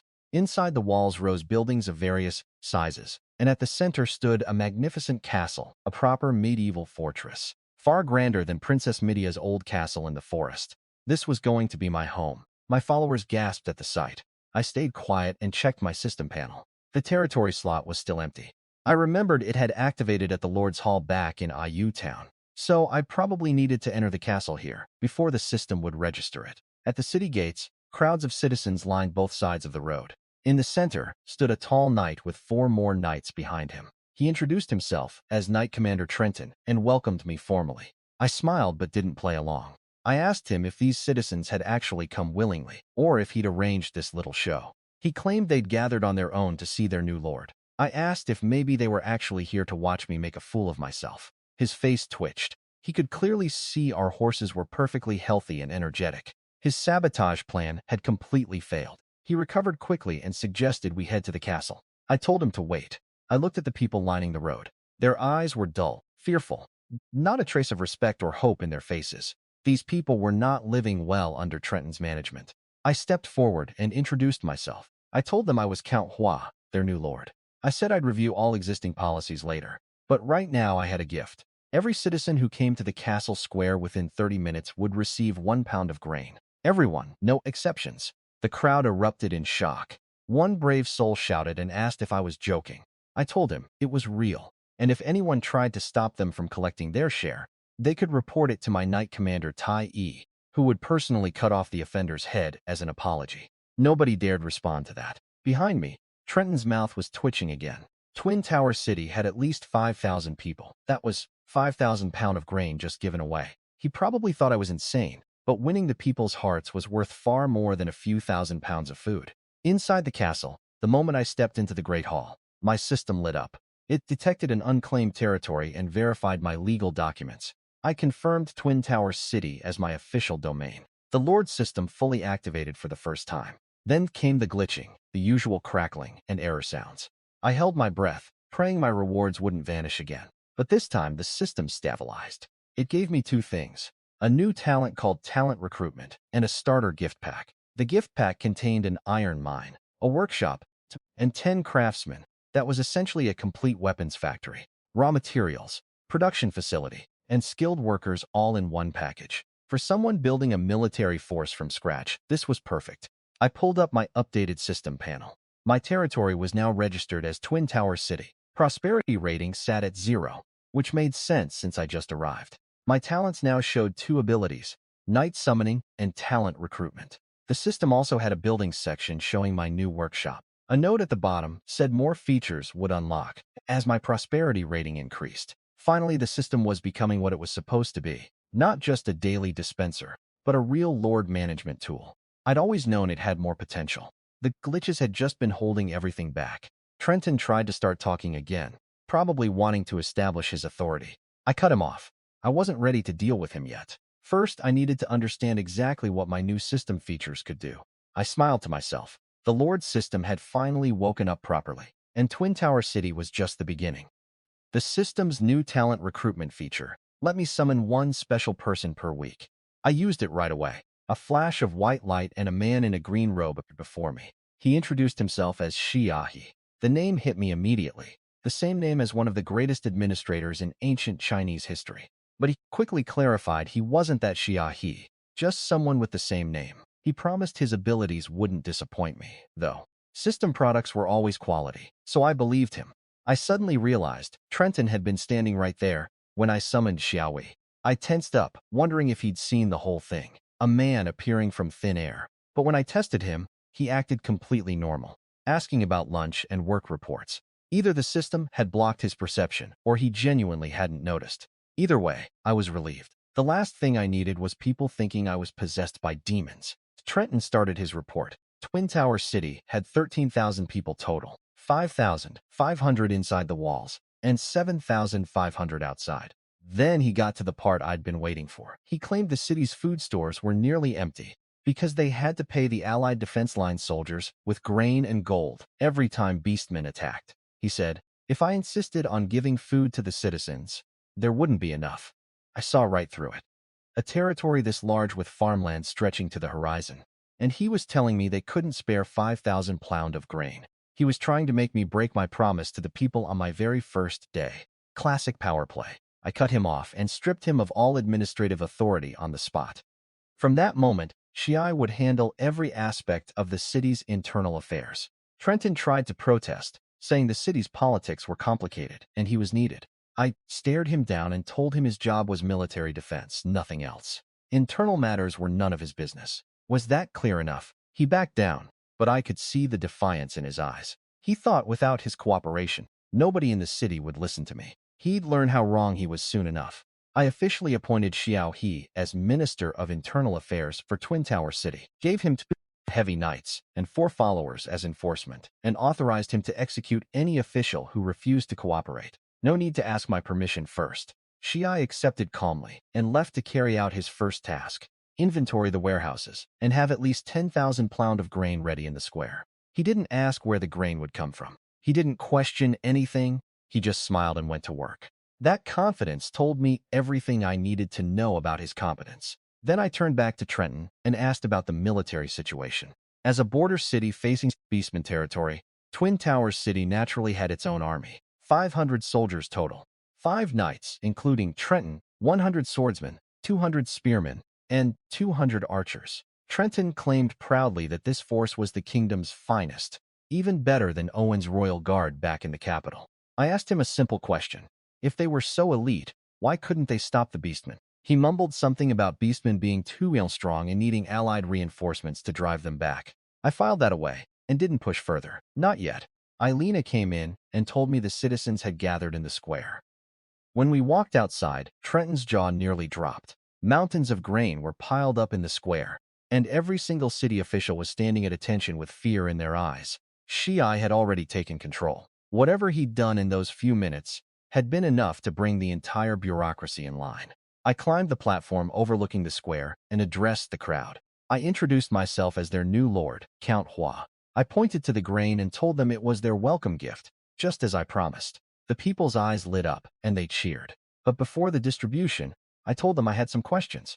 A lord asking commoners for their opinions was apparently unheard of. An old man stepped forward nervously and said they were just ignorant peasants who probably couldn't answer a noble's questions. I told them to relax. I only wanted to hear about things they'd personally seen and experienced. I asked my first question. I'd heard Twin Tower City was invaded by beastmen over a dozen times each year. Was that true? The old man looked puzzled. He said beastmen did come, but a dozen times was a huge exaggeration. It was more like 2 or 3 times a year with only about 10 beastmen each time. Nothing catastrophic. Interesting. Trenton had reported the same inflated numbers that King Lance had received. Someone had been lying to the crown for years, probably to justify demanding more resources and keeping the excess. I asked my second question. I'd also heard that Allied defense forces came to help repel the beastmen each time. Had anyone actually seen these reinforcements? The old man was about to answer when Trenton suddenly interrupted. He said these commoners were ignorant, and I should ask him directly instead. I turned and looked at him coldly. I told him to shut his mouth. I was asking the citizens, not him. Did he understand? The square went dead silent. Every eye shifted between me and Trenton. The tension was thick enough to cut with a knife. Trenton's face darkened, but he said nothing. He knew that with my knights standing right behind me, making a scene would only end badly for him. I turned back to the old man and waited for his answer. The truth about Twin Tower City was about to come out, and Trenton knew it. Every lie he'd told the kingdom, every coin he'd pocketed, every deal he'd made with the beastmen. It was all going to unravel right here in this square in front of the very people he'd been exploiting for years. I could feel it. This was going to be satisfying. Trenton was humiliated. Being scolded in front of the very people he'd ruled over for years was clearly unbearable for him. But with my knights standing right behind me, he had no choice but to swallow his pride. He muttered that he understood. I told him to get lost and stand aside. The citizens saw their once untouchable knight commander being treated like a dog, and that opened the floodgates. They started talking. One person said they'd never seen any allied reinforcements come to help, but the officials had used that excuse to collect extra taxes for years. Another said the farmland outside the city was rich and productive, but after paying all the different taxes, ordinary families had nothing left to eat. Some people were crying as they spoke. Every word peeled back another layer of Trenton's corruption. Trenton couldn't stay quiet. He shouted that every territory on the continent collected taxes. Without taxes, how could they feed the army that protected these ungrateful commoners? How could they supply the Allied defense line? He warned me not to be fooled by their complaints. That was the last straw. I ordered Tai Yi to seize him. The moment Tai drew his blade and grabbed Trenton, the city soldiers reached for their weapons. I looked at them calmly and asked if they were planning to attack their legitimate lord. Was this a rebellion? I reminded them that the last person who rebelled against me had his entire family executed down to the family dog. If they wanted the same fate, they were welcome to try. The soldiers exchanged nervous glances. I told them to put their weapons away and stand down. If they did, I'd pretend nothing happened. One knight lowered his sword and stepped back. Then a second, then a third. Within moments, they'd all surrendered without a fight. News of what I'd done in the capital had already reached them. Nobody wanted to test me. I turned back to Trenton and addressed him loudly enough for everyone to hear. I didn't care who he'd been working for or what his reasons were. Twin Tower City was my territory now, and these were my people. What he'd done to them was unforgivable. I sentenced him to death on the spot. The square went completely silent. Even the citizens who'd been excitedly calling out his crimes went quiet, their hearts pounding. Trenton's face drained of color. He stammered that I couldn't kill him. He was a knight, a noble. Church law said nobles were exempt from execution. That was the rule that had let people like him do whatever they wanted to commoners for generations. I reminded him that I'd already wiped out the church. Their rules meant nothing anymore. Before he could say another word, I waved my hand. Ty's blade came down, and Trenton's head rolled across the stone. The soldiers who'd served under him stood frozen, their hands trembling. I ignored them and turned to the frightened citizens. I told them not to be afraid. Corrupt officials like Trenton deserved to die. I was their lord now, and I would protect them. Then I made an announcement that changed everything. From today onward, all existing taxes were abolished. Farmers would pay only 30% of their harvest.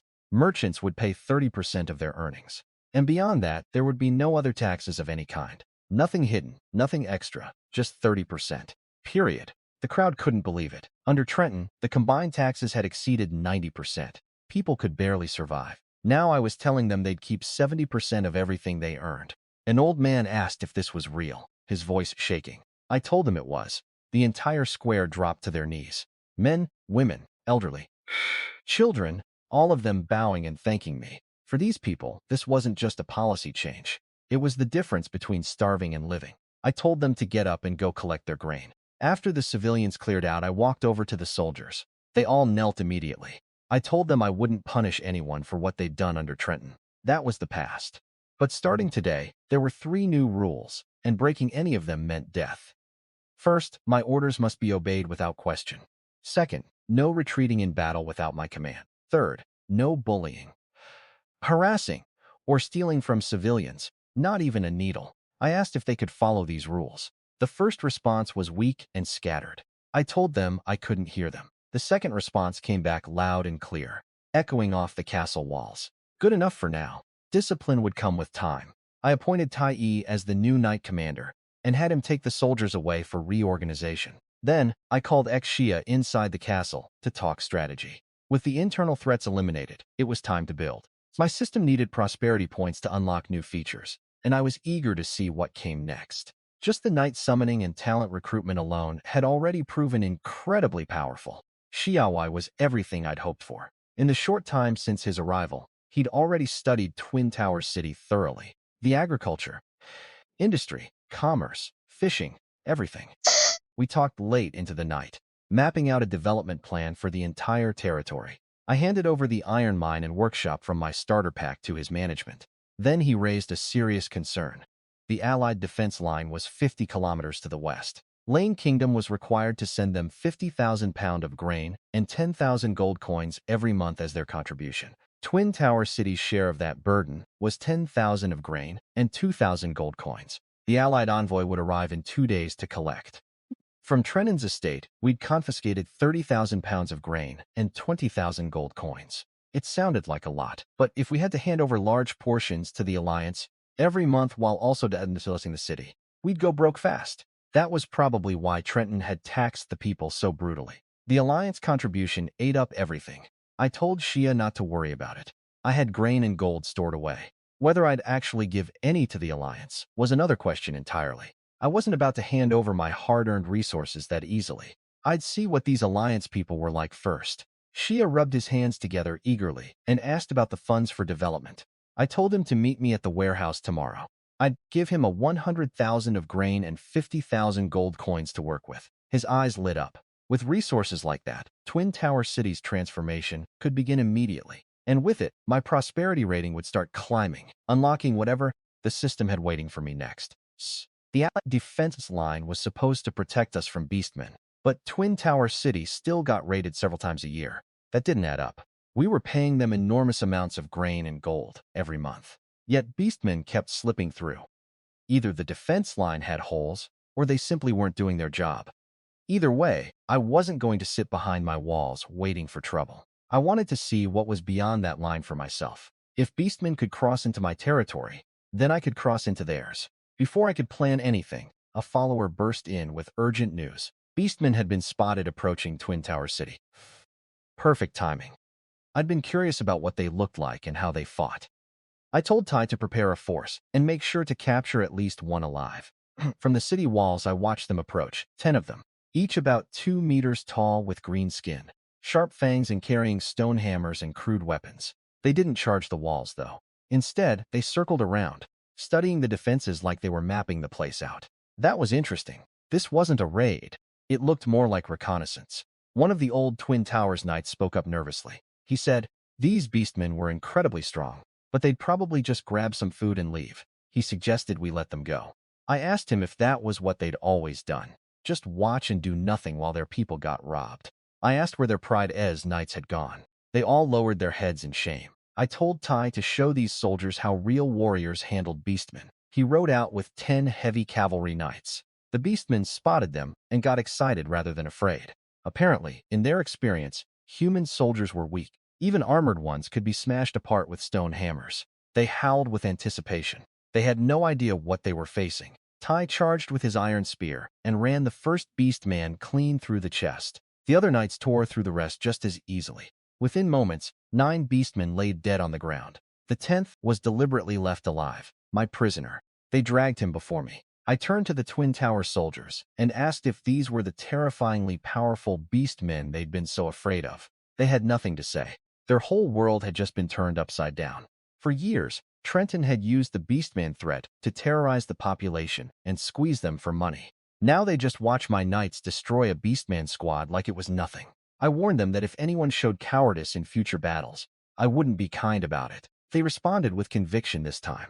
Many of them were commoners whose families had just received my tax cuts and free grain.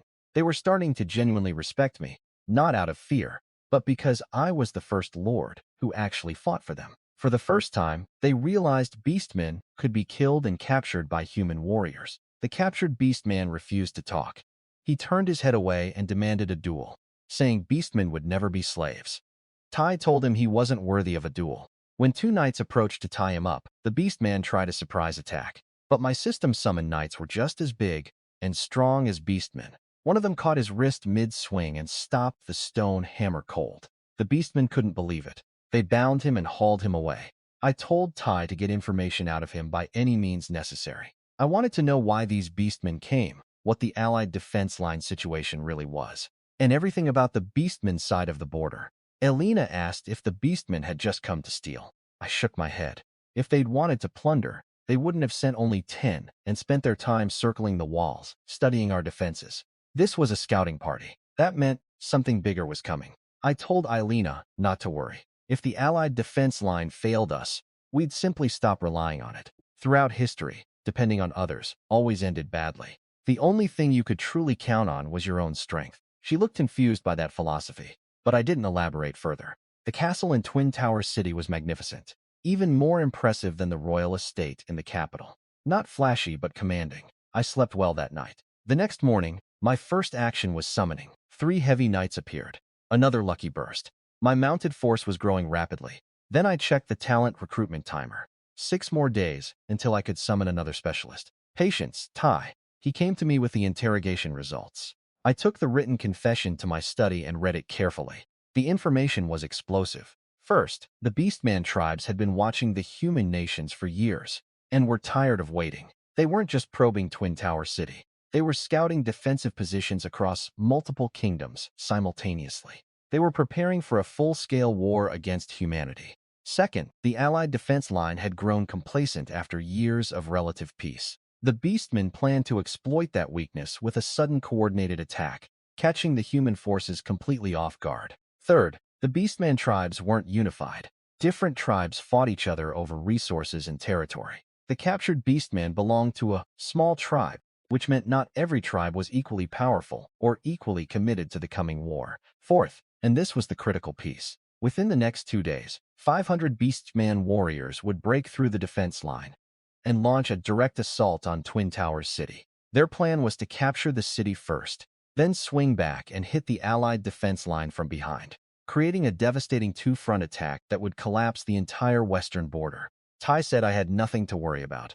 500 beastmen were nothing. His knights could handle them easily. I agreed. But I wasn't just thinking about defense. I remembered what Xiao Wei had told me. The Allied envoy was coming in 2 days to collect our monthly tribute of grain and gold. The timing was perfect. If 500 beastmen attacked right when the Allied envoy arrived, that envoy would witness firsthand that their precious defense line had completely failed. They'd see my forces, not theirs, defending the border. That would give me leverage to renegotiate or outright refuse the monthly payments. Why should I fund an army that couldn't even stop 500 raiders? This wasn't just a battle. It was an opportunity to free Twin Tower City from the Alliance's financial drain permanently. I called Tai close and started laying out a plan. This had to be executed precisely. The Beastmen needed to arrive at exactly the right moment. The Allied envoy needed to see exactly the right things. And my forces needed to deliver a victory so decisive that nobody could question Twin Tower City's ability to defend itself. I began explaining the details to Tai step by step. On the third day, the Allied envoy arrived at Twin Tower City just as expected. Tai was on gate duty, and I'd given him specific instructions. When the envoy's group approached, Tai demanded they identify themselves before entering. The lead knight was furious. He shouted that anyone should recognize him and demanded Trenton come out immediately. Tai told him flatly that Trenton was dead and couldn't come. If they wouldn't identify themselves properly, they could turn around and leave. Otherwise, they'd be killed on the spot. The knight's soldiers laughed at Tai's attitude. They mocked him, saying their commander, Charles, would make him pay for such disrespect once they got inside. One of the attendants even threatened that if Charles was angered, the Allied army would withdraw from their section of the defense line, leaving Twin Tower City and all of Lane Kingdom exposed to the Beastmen. Tai didn't flinch. He repeated his demand for credentials. Charles was livid, but had no choice. He needed to get inside to complete his mission. He announced himself as Knight Charles, envoy of the 9th Defense Line, here to collect military provisions per the alliance agreement. He ordered the gates opened. Tai examined the documents, confirmed they were legitimate, and let them through. Charles entered with a cold expression. He didn't recognize Tai at all and asked where Trenton was. I told him again that Trenton was dead. Charles was confused, but ultimately didn't care much. Dead or alive, he just wanted his grain and gold. They brought him to me at the castle. Tai introduced me as Count Hua, the new lord of Twin Tower City. Charles was surprised by the change in leadership. He glanced at Alice standing behind me and seemed to notice her armor resembled temple knight gear, which made him cautious. He greeted me politely enough. I smiled warmly and told him the provisions were already prepared. He could take them whenever he wanted. Charles relaxed immediately as long as the grain was secured. Everything else was minor. He assured me that the Allied forces would keep the Beastmen behind the defense line, and that we should just focus on farming and production.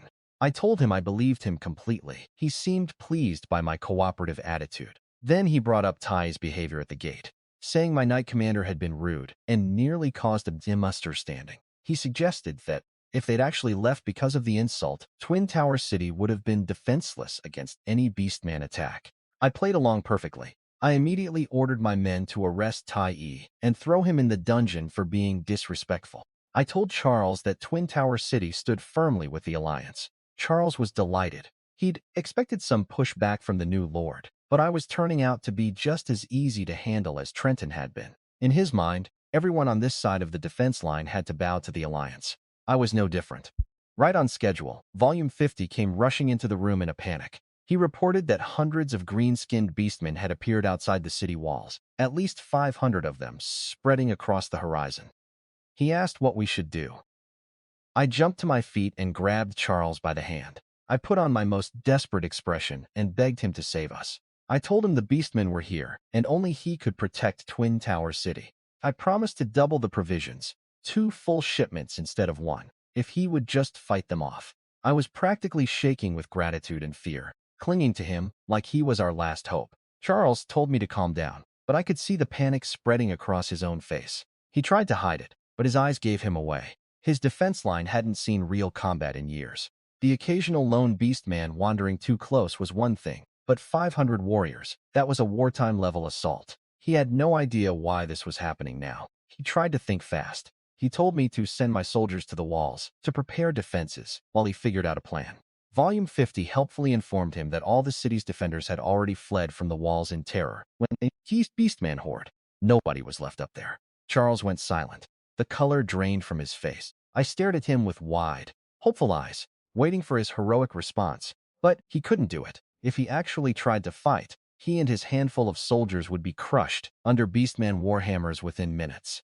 He knew it. His men knew it. The Alliance's mighty reputation meant nothing when real danger appeared. He thought for a moment, then told me not to worry. He said he'd personally lead his men out to intercept the beastmen, while simultaneously sending messengers to the defense line for reinforcements. I gushed with gratitude, saying I'd always known the Alliance would never abandon us. Twin Tower City was counting on him. Charles hurried outside where his own soldiers were already in a state of panic. They'd seen the beastman army, a dense green mass of warriors, stretching across the plain. One of them asked if they were really going to fight for Twin Tower City. The fear on their faces was obvious.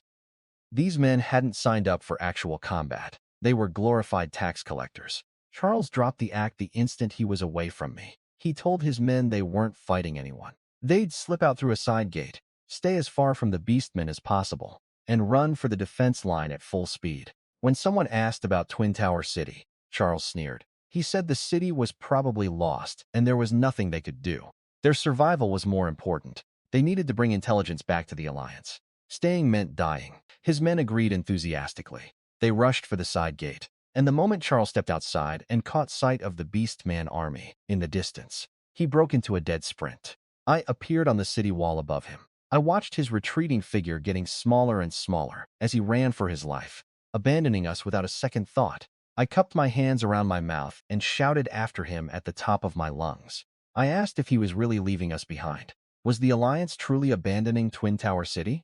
My voice echoed across the open ground. Charles didn't look back. He just kept running. Every soldier with him kept running. The brave protectors of the Allied defense line, the mighty force that collected tribute from every kingdom along the border. They ran from the very threat they were paid to stop. I smiled. Every single person on those walls had just witnessed the truth. The Alliance took our grain, took our gold, and the moment real danger arrived, they fled like rats. This was exactly what I needed everyone to see. From this moment on, nobody in Twin Tower City would question why I refused to keep paying tribute to cowards who wouldn't fight.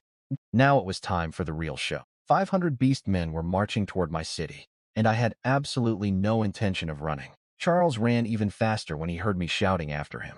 I watched his pathetic figure shrink into the distance until he confirmed he was gone. Good. Every person on those walls had witnessed the Alliance's true nature. They took our food, took our money, and ran at the first sign of real danger. Now it was time to handle the actual threat. I asked Ty about our preparations. The defensive equipment was ready, and the civilians outside the walls had been moved to safety. I told him this battle needed to be decisive. Every single beastman had to be stopped here. No survivors escaping to report back. Ty swore he'd deliver their heads or forfeit his own. I climbed to the top of the castle and watched the beastman army approach. They were big and muscular, but I noticed something critical. They wore almost no armor, just crude leather straps and animal skins against my fully armored knights. That difference would be devastating, and I had no intention of meeting them in open combat anyway. I had thick stone walls, prepared defenses, and a garrison ready to fight. Why throw away that advantage? The beastmen charged toward the walls like they expected an easy victory. They probably had good reason. Based on their past experiences raiding human settlements, most defenders either fled or put up a token resistance before collapsing. They'd never encountered a city that was actually prepared and willing to fight. Ty didn't waste time with speeches. The moment the beastman came within range, he gave the order. Arrows rained down from the battlements. Stones crashed into the charging horde. Even boiling waste was poured over the walls onto anyone who got close. The beastmen started falling before they even reached the base of the walls. By the time the survivors pressed against the stone, the casualties were already staggering. Attacking a fortified city has always been the bloodiest form of warfare. These beastmen had raw strength, but no siege equipment, no strategy, and no experience fighting against prepared defenses. They were throwing bodies at a stone wall and expecting it to crack. Their leader saw over half his force cut down and finally called a retreat. But I'd planned for this too. The moment they turned to run, the city gates swung open. Tai led the charge personally, not with regular soldiers, but with all 20 knights. 15 of my system summoned heavy cavalry, plus the 5 original Twin Towers knights, all mounted on war horses. Fully armored, wielding heavy weapons, they hit the retreating beastmen like a hammer hitting glass. Eileena was standing beside me on the wall, watching in amazement as 20 riders tore through what remained of the beastmen force. She'd never imagined humans could do this to beastmen. I explained the mathematics of it. My knights were physically just as large and strong as beastmen, but they had full body armor, trained war horses, and superior weapons. Armored against unarmored was pure domination. A few cavalry charges was all it took. The beastmen army was shattered. Tai personally captured their leader alive and brought him before me in chains. I offered the leader a chance to live if he cooperated. He spat at me and shouted that beastmen would never be slaves. I shrugged and had him thrown in a cell. I told the guards I'd interrogate him tomorrow. All I wanted was intelligence about the beastman positions, near the 9th defense line. Down in the dungeon, the leader, whose name turned out to be Noose, discovered the beastman scout Weed, captured days earlier, was already locked up in the next cell. Noose was shocked to find his own tribesmen still alive, and immediately accused him of betraying their people. The scout tried to explain. He said these humans weren't like the ones on the battlefield. They were terrifyingly strong, and escaping was impossible. He quietly suggested that Noose cooperate, saying it might be their only chance to survive. Nuz exploded with rage, pounding the cell door and screaming about beastman pride. The scout just sighed and said if Niz wouldn't cooperate, he'd probably never leave that cell alive. I let them sort that out among themselves. I had something much more exciting to focus on. My system panel had lit up with a notification I'd been hoping for. The system congratulated me on winning my first war against a foreign race. It started generating a reward, something called an elite infantry regiment. My heart raced, but then came the familiar crackling sound. System error. Correction in progress. I braced myself for disappointment. The system always glitched at the worst possible moment. After a tense few seconds, the correction finished. The infantry regiment was gone, replaced by 2 different rewards, a military talisman and an intermediate witch magic compendium. The military talisman was incredible. Once activated, it would summon 500 elite heavy infantry soldiers to fight for me for an entire day. They looked similar to my heavy knights, but fought on foot, armed with horse-cutting sabers and iron shields. After use, it needed 7 days to recharge. 500 disciplined heavy infantry, appearing out of thin air, could swing any battle. Combined with my growing cavalry force, this gave me the ability to field the serious army on demand. Second reward was equally valuable in a different way. The intermediate witch magic compendium was essentially an instant upgrade. It could transform any witch into a mid-level practitioner with access to intermediate level spells. I called Eileena over and casually asked about the witch ranking system. She explained that witches progress through several stages: newly awakened, beginner, intermediate, advanced, and legendary. She was still at the beginner level, capable of healing and basic binding spells. An intermediate which was significantly more powerful, gaining access to elemental magic and other supernatural abilities. However, she warned that witches without proper training were dangerous. An uncontrolled witch could cause as much destruction as a demon woman. I looked at Eileena and smiled. I asked her if she wanted to become an intermediate witch.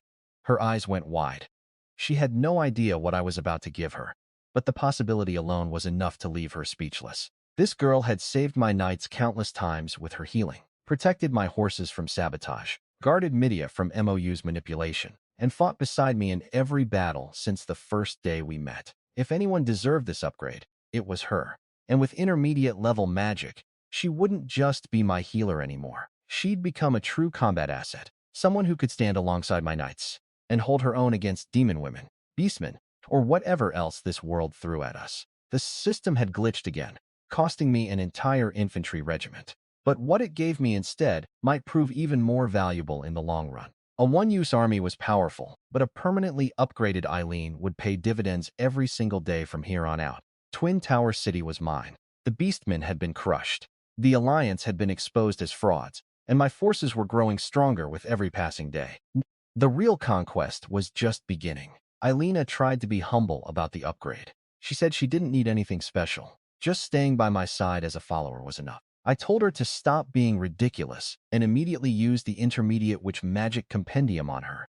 The moment I touched her with it, her aura exploded with power. Knowledge of dozens of new spells flooded into her mind, and she could feel that casting them would be effortless. She stared at me in disbelief. Even for a naturally born witch, reaching intermediate level normally required years of slow study and practice.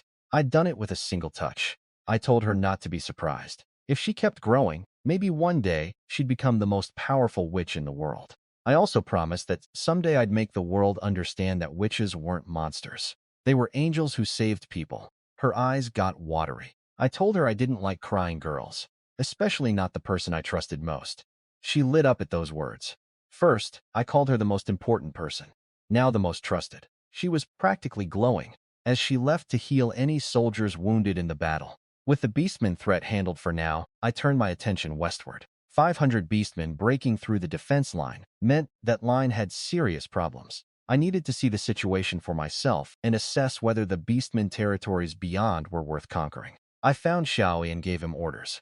I'd be taking the military west to scout and possibly expand. He'd be in charge of Twin Tower City's defense and development while I was gone. He accepted without a single question. No hesitation, no requests for clarification, just a confident acknowledgement. That was what real talent looked like. Someone who understood the mission and executed without needing their hand held. But before heading into Beastman territory, I needed intelligence. The captured Beastman leader would be useful if I could make him talk, and I wanted to understand what the Allied defense line actually looked like up close. Meanwhile, Charles and his men had run all the way back to their section of the defense lines line without stopping. When they finally felt safe, they were panting and rattled. His soldiers wondered why 500 Beastmen had suddenly appeared after years of quiet. Charles guessed it might be a small tribe acting independently. Either way, collecting grain wasn't happening today. Back at his fortress, Charles reported to his superior, the Knight Commander of the 9th Defense Line. He told him about the Beastmen at Twin Tower City, and said the city was probably lost. The Knight Commander wasn't concerned. He said their job was defending the wall, not rescuing cities behind it. As long as Beastmen didn't attack the defense line itself, everything beyond the wall wasn't their problem. Without Lane Kingdom's grain payment, he considered their obligation to that kingdom completely void. But the Knight Commander also told Charles that the missing grain shipment needed to be made up somehow. Charles was stunned. How was he supposed to produce thousands of pounds of grain out of thin air? The Knight Commander didn't care. He just dismissed Charles. Then a scout came running in with unexpected news. Twin Tower City had survived. The Beastmen had been defeated, and their forces had vanished without a trace. Charles was shocked. He considered going back to collect the grain, but his pride stopped him. He'd fled that morning in front of everyone. Returning the same day would be humiliating beyond measure. And what if the Beastmen were still lurking nearby? He decided to stay put and figure out the grain problem some other way. The next day, I put my plan into action. I rode to the 9th Defense Line with Tyre and brought 5,000 pounds of grain as bait. When we arrived, I found Charles outside the fortress. I put on my most worried expression and told him the Beastman attack had devastated Twin Tower City. I said the Beastmen were still somewhere in our territory, and I was terrified. I brought grain as a down payment, begging the Alliance to send soldiers to help hunt them down.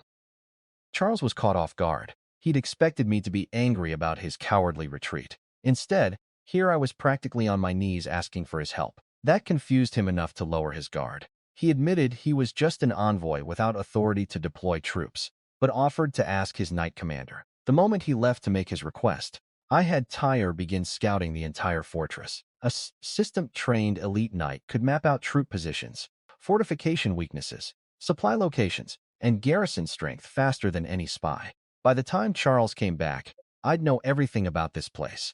The Knight Commander heard Charles out and immediately dismissed the idea of helping. He said that, on the open field, away from their walls, his soldiers would be slaughtered by Beastmen. They only survived because they could hide behind stone fortifications. Going to Twin Tower City to fight would be suicide.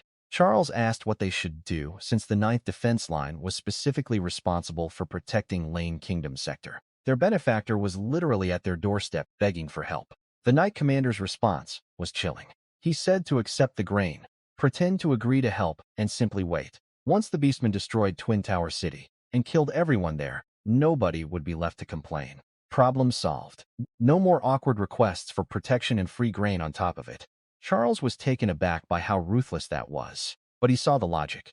It got rid of a troublesome situation, avoided any actual fighting, and came with 5,000 pounds of free food. He went back to deliver the good news to me. I was still wearing my frightened, grateful expression when Charles returned and told me the Knight Commander had agreed to help. I thanked him profusely, acting like he'd just saved my life. Inside, I was barely holding back a smile. These Alliance soldiers were exactly what I'd suspected. Cowards hiding behind walls, collecting tribute from nations they had no intention of actually protecting.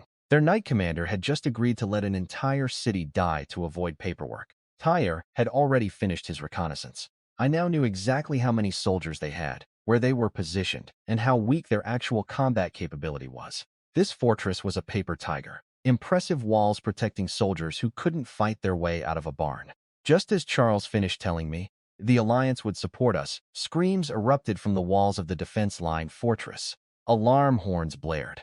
Soldiers scrambled in every direction, their faces white with terror. Someone was shouting at the top of their lungs from the watchtower. Beastmen were attacking the defense line. I looked at the chaos erupting around me and felt nothing but calm satisfaction. Everything was falling into place. The Alliance was about to discover that the cozy arrangement they'd enjoyed for years, taking grain, avoiding combat, letting border cities fend for themselves, was officially over. Whether they realized it yet or not, the balance of power on this frontier had already shifted, and it had shifted to me. Charles took one look at the Beastmen attacking the defense line and bolted without a word to me. He vanished into the fortress. Moments later, soldiers appeared on the walls, but almost no knights among them. Charles and his mysterious Knight Commander were nowhere to be seen. Tyre asked what we should do.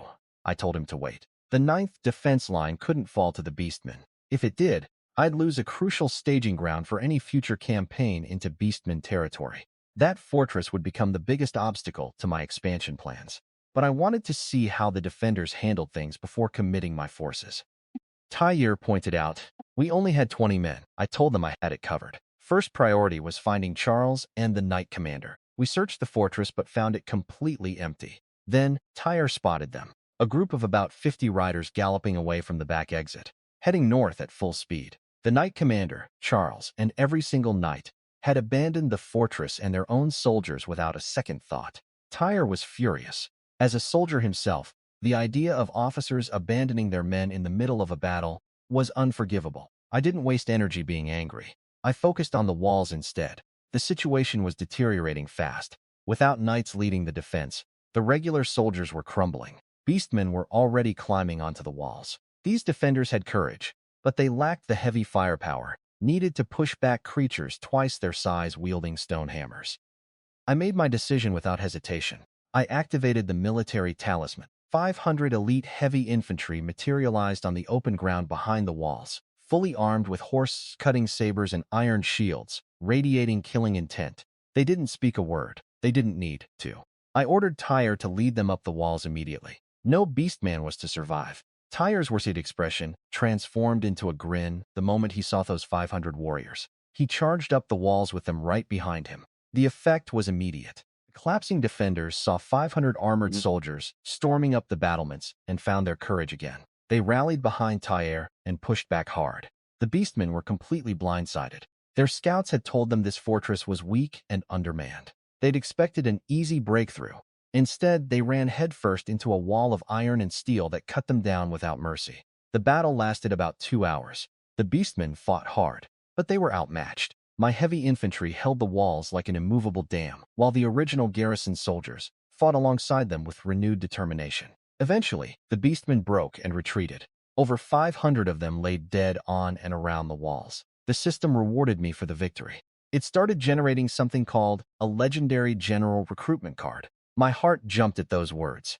A legendary general would be far superior to any of my current knights. But then came the dreaded crackling noise. System error. Correction. The legendary general card disappeared, replaced by something called riding mastery. I sighed. The system always snatched the best rewards away. But riding mastery wasn't nothing. I could feel the change in my body immediately. If someone put me on a horse right now, I could fight and maneuver like I'd been training my whole life. I still didn't have the physical strength for real combat, but combined with future system rewards, maybe someday I'd ride into battle myself. Tyre reported 532 beastmen killed. I walked out to address the surviving garrison. These men had just been abandoned by every office they served under. Their knights had fled and left them to die. I told them exactly that. They'd been thrown away like garbage by the people who were supposed to lead them. Then I offered them a choice. I was Hua, Lord of Twin Towers City. From today, I was taking control of the Ninth Defense Line. Anyone who wanted to stay and serve under me would be treated well. Anyone who wanted to leave could take 10 pounds of grain as travel money and go wherever they pleased. No hard feelings. These soldiers weren't cowards. They'd stood on those walls and fought beastmen hand to hand while their commanders ran. That kind of courage was worth more to me than any fancy title or expensive armor. I respected them, and I wanted them to know it. One by one, they dropped to their knees. 530 soldiers, every single one, pledged loyalty to me. They had nowhere else to go anyway. If the Allied command found out about the fortress falling, they'd be executed as deserters regardless of the truth. But beyond survival, they'd seen my reinforcements fight. Those 500 heavy infantry had been something out of a legend. If following me meant eventually becoming warriors like that, these men were more than willing. I had Tyre organize the new recruits while I inspected the fortress. My system panel updated. The 9th Defense Line was now listed as my second territory alongside Twin Tower City. My prosperity rating had climbed to 130. Still no indication of what threshold would unlock new features, but progress was progress. Something still bothered me, though. How had those original 500 beastmen from the previous day's attack on Twin Towers City gotten past this defense line in the first place? The wall looked intact. The garrison, while badly led, had been present. Beastmen didn't have wings. There had to be a gap somewhere, or someone had let them through deliberately. I sent Tyre to question the new soldiers about any breaches or suspicious activity they'd witnessed. This was a security problem that directly threatened my territory. It needed answers. I looked northward toward the 8th Defense Line, where Charles and his knight commander had fled. I wondered if they'd come back, probably not anytime soon. As it turned out, the runaway knight commander, his real name was Leon, was already coaching his people on how to cover up their cowardice. He planned to tell their superior, Commander Bruce, that the beastmen had attacked in overwhelming numbers, and they'd been forced to retreat after fierce resistance. But there was a problem. None of them had a scratch on them. Their armor was spotless, their weapons clean. They looked like they'd been on a picnic, not in a battle.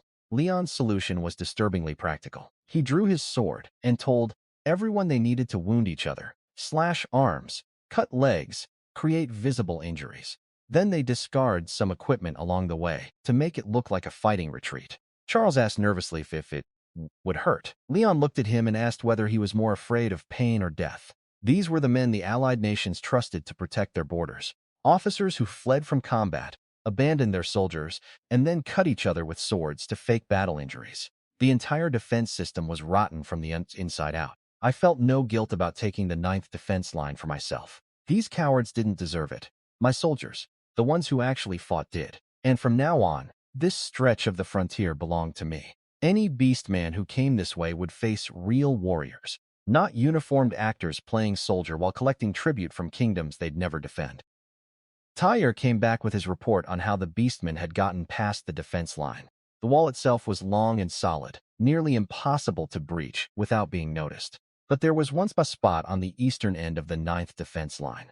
A steep cliff had a narrow gap in it, just wide enough for one person to squeeze through at a time. The critical detail was that Knight Commander Leon had specifically ordered his soldiers to stay away from that area. It was a direct command, not a suggestion. A defensive position with an obvious weak point, and the commander forbids anyone from going near it. That told me everything I needed to know. Leon had either been letting beastmen through on purpose or had some kind of arrangement with whoever was on their side. The exact reason didn't matter much right now. I told Tyre to take some men, inspect the gap, and seal it shut. Problem solved. I was more focused on the bigger picture. With the 9th Defense Line under my control, I had a perfect strategic position. I could push forward into beastman territory whenever I chose, and my rear Twin Tower City would remain safe behind the wall. As long as the human alliance didn't interfere, I could slowly consume Beastman lands and grow my domain while my system developed alongside it. Eventually, I'd be strong enough to expand along the entire defense line and absorb other territories and kingdoms. While walking through the fortress, I noticed something odd about the floor in one section. I asked what was underneath. The soldiers told me. It was a restricted underground area, Leon's personal space that only his closest knights were allowed to enter. I ordered it opened immediately. Every time I'd found a locked basement or cellar since arriving in this world, it had contained either treasure or horrors, sometimes both. This one turned out to be surprisingly clean and organized. Bags of grain and stacks of gold coins filled one side. Years of surplus from collecting tribute while never actually fighting. That made sense.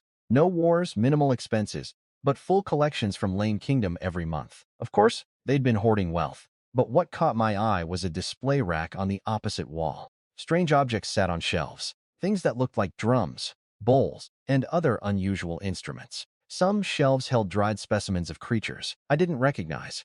Eileena stepped up beside me and identified them immediately. The objects were magical implements used by demon women, not staffs, but alternative tools that enhanced different types of magic. Each one had a unique function. The specimens were preserved remains of magical creatures. I was surprised she knew so much about demon woman equipment, considering she'd grown up as a simple village girl. She explained that when I'd upgraded her to intermediate level, the knowledge that flooded into her mind included extensive understanding of demon women and their tools. I asked if she could use any of these implements herself. She shook her head. Witch power and demon woman power came from fundamentally different sources. These items were useless to her. I swept everything into my storage space anyway.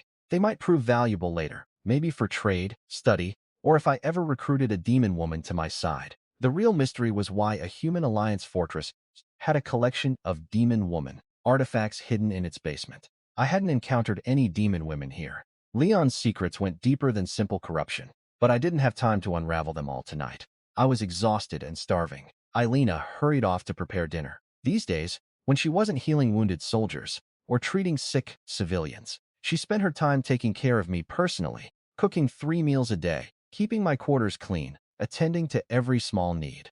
She looked less like a powerful witch and more like a devoted caretaker. I appreciated it more than I showed that night. As I lay in bed, a red glow lit up the sky outside my window, coming from the direction of the Beastmen territories beyond the wall.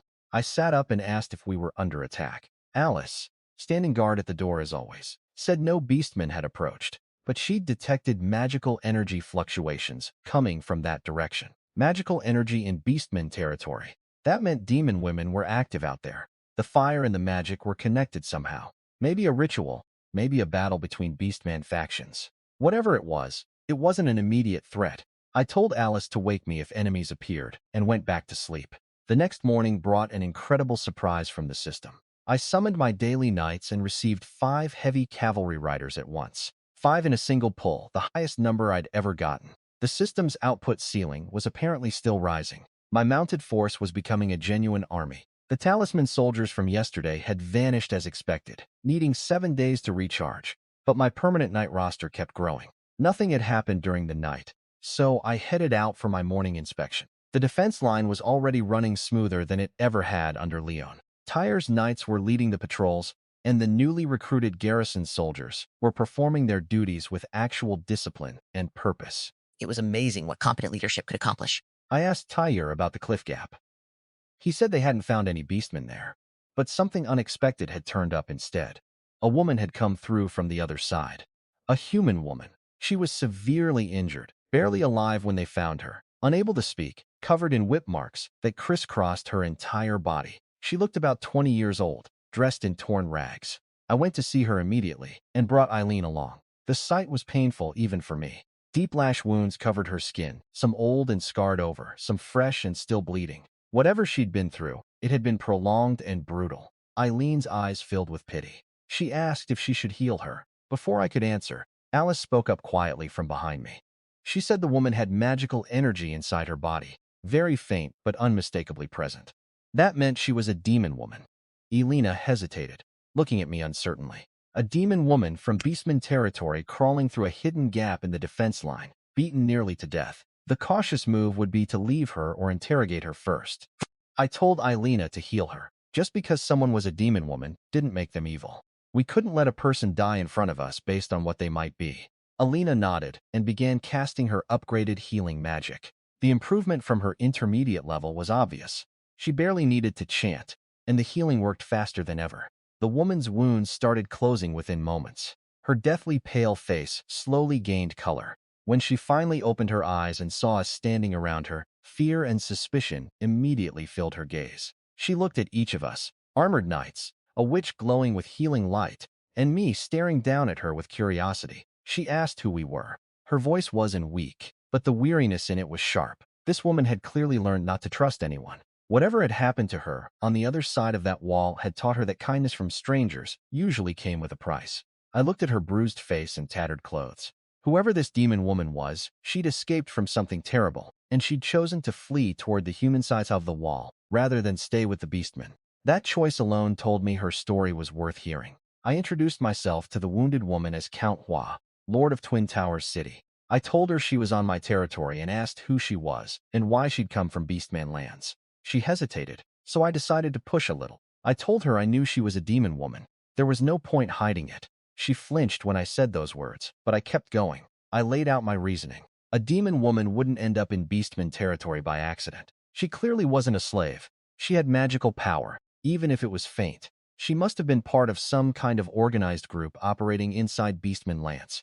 I asked her what they'd been doing out there. Her eyes widened as I pieced it together. Then her expression hardened. She told me to kill her, or torture her, but to stop wasting time. She spat that she knew all about the Human Alliance's dirty dealings with the Beastmen, and called us human scum. Alice immediately drew her sword, but I held her back. I told the woman I believed corruption existed in the Alliance. I'd seen it myself, but I wasn't part of that. I pointed to Eileena and explained she was a witch, my most trusted aide. I pointed to Alice and said she was a holy light knight, my personal guard. I asked the woman if she could imagine any Alliance commander allowing a witch and a temple-style knight to serve side by side under the same banner. She shook her head slowly. She was right. It was impossible under normal circumstances. Witches were hunted by the church, and the Alliance was built by the temple. The two couldn't coexist in any ordinary human force. Yet here they both were standing next to each other working for me. I could see her defenses cracking, but she still wasn't ready to open up. I didn't force it. I just asked for her name. She told me it was Lilith, an entry-level demon woman. I nodded and told Eileena to bring her food and let her rest. Then I walked away. Pressing too hard would backfire. She had secrets, possibly about a resistance movement inside Beastman territory, and I wanted those secrets, but on her terms. Meanwhile, I had other angles to work. The two Beastman prisoners back in Twin Tower City might know something useful. I sent Tier to dispatch a messenger ordering Tai to intensify the interrogation of the Beastman leader Noose. I wanted every detail he could extract about Beastman movements, tribal politics, and anything related to the defense line. From the city walls, I watched the landscape beyond the defense line. Dense jungle stretched into the distance, crisscrossed with rivers and waterways. The land was clearly resource-rich, yet the beastmen living there used primitive stone weapons and wore animal skins. They were sitting on a gold mine and didn't know what to do with it. I could turn that territory into a breadbasket, fertile land producing enough food to fuel my expansion across the entire continent. I made a mental note. This place would become my agricultural powerhouse. Then explosions thundered from deep in the jungle, not gunpowder. This world hadn't invented firearms yet. These were magical detonations. Someone was fighting out there with serious power. I thought of Lilith and her mysterious organization. Demon women were clashing with beastmen in that jungle right now. The enemy of my enemy could become a very useful friend. Minutes later, Eileena came to tell me Lilith wanted to see me again. I raised an eyebrow. She'd refused to talk earlier, but something had changed. Probably those explosions. I want to meet her. The moment she saw me, Lilith dropped to her knees. All the stubborn defiance was gone, replaced by desperation. She begged me to help rescue her companions. She explained everything. Demon women like her had nowhere to go in human society. Hunted by churches and feared by commoners, some had gathered in the no-man's land between human and beastman territories and formed something called the Demon Woman Alliance. They'd lived quietly at first, bothering no one. But then they discovered something horrifying.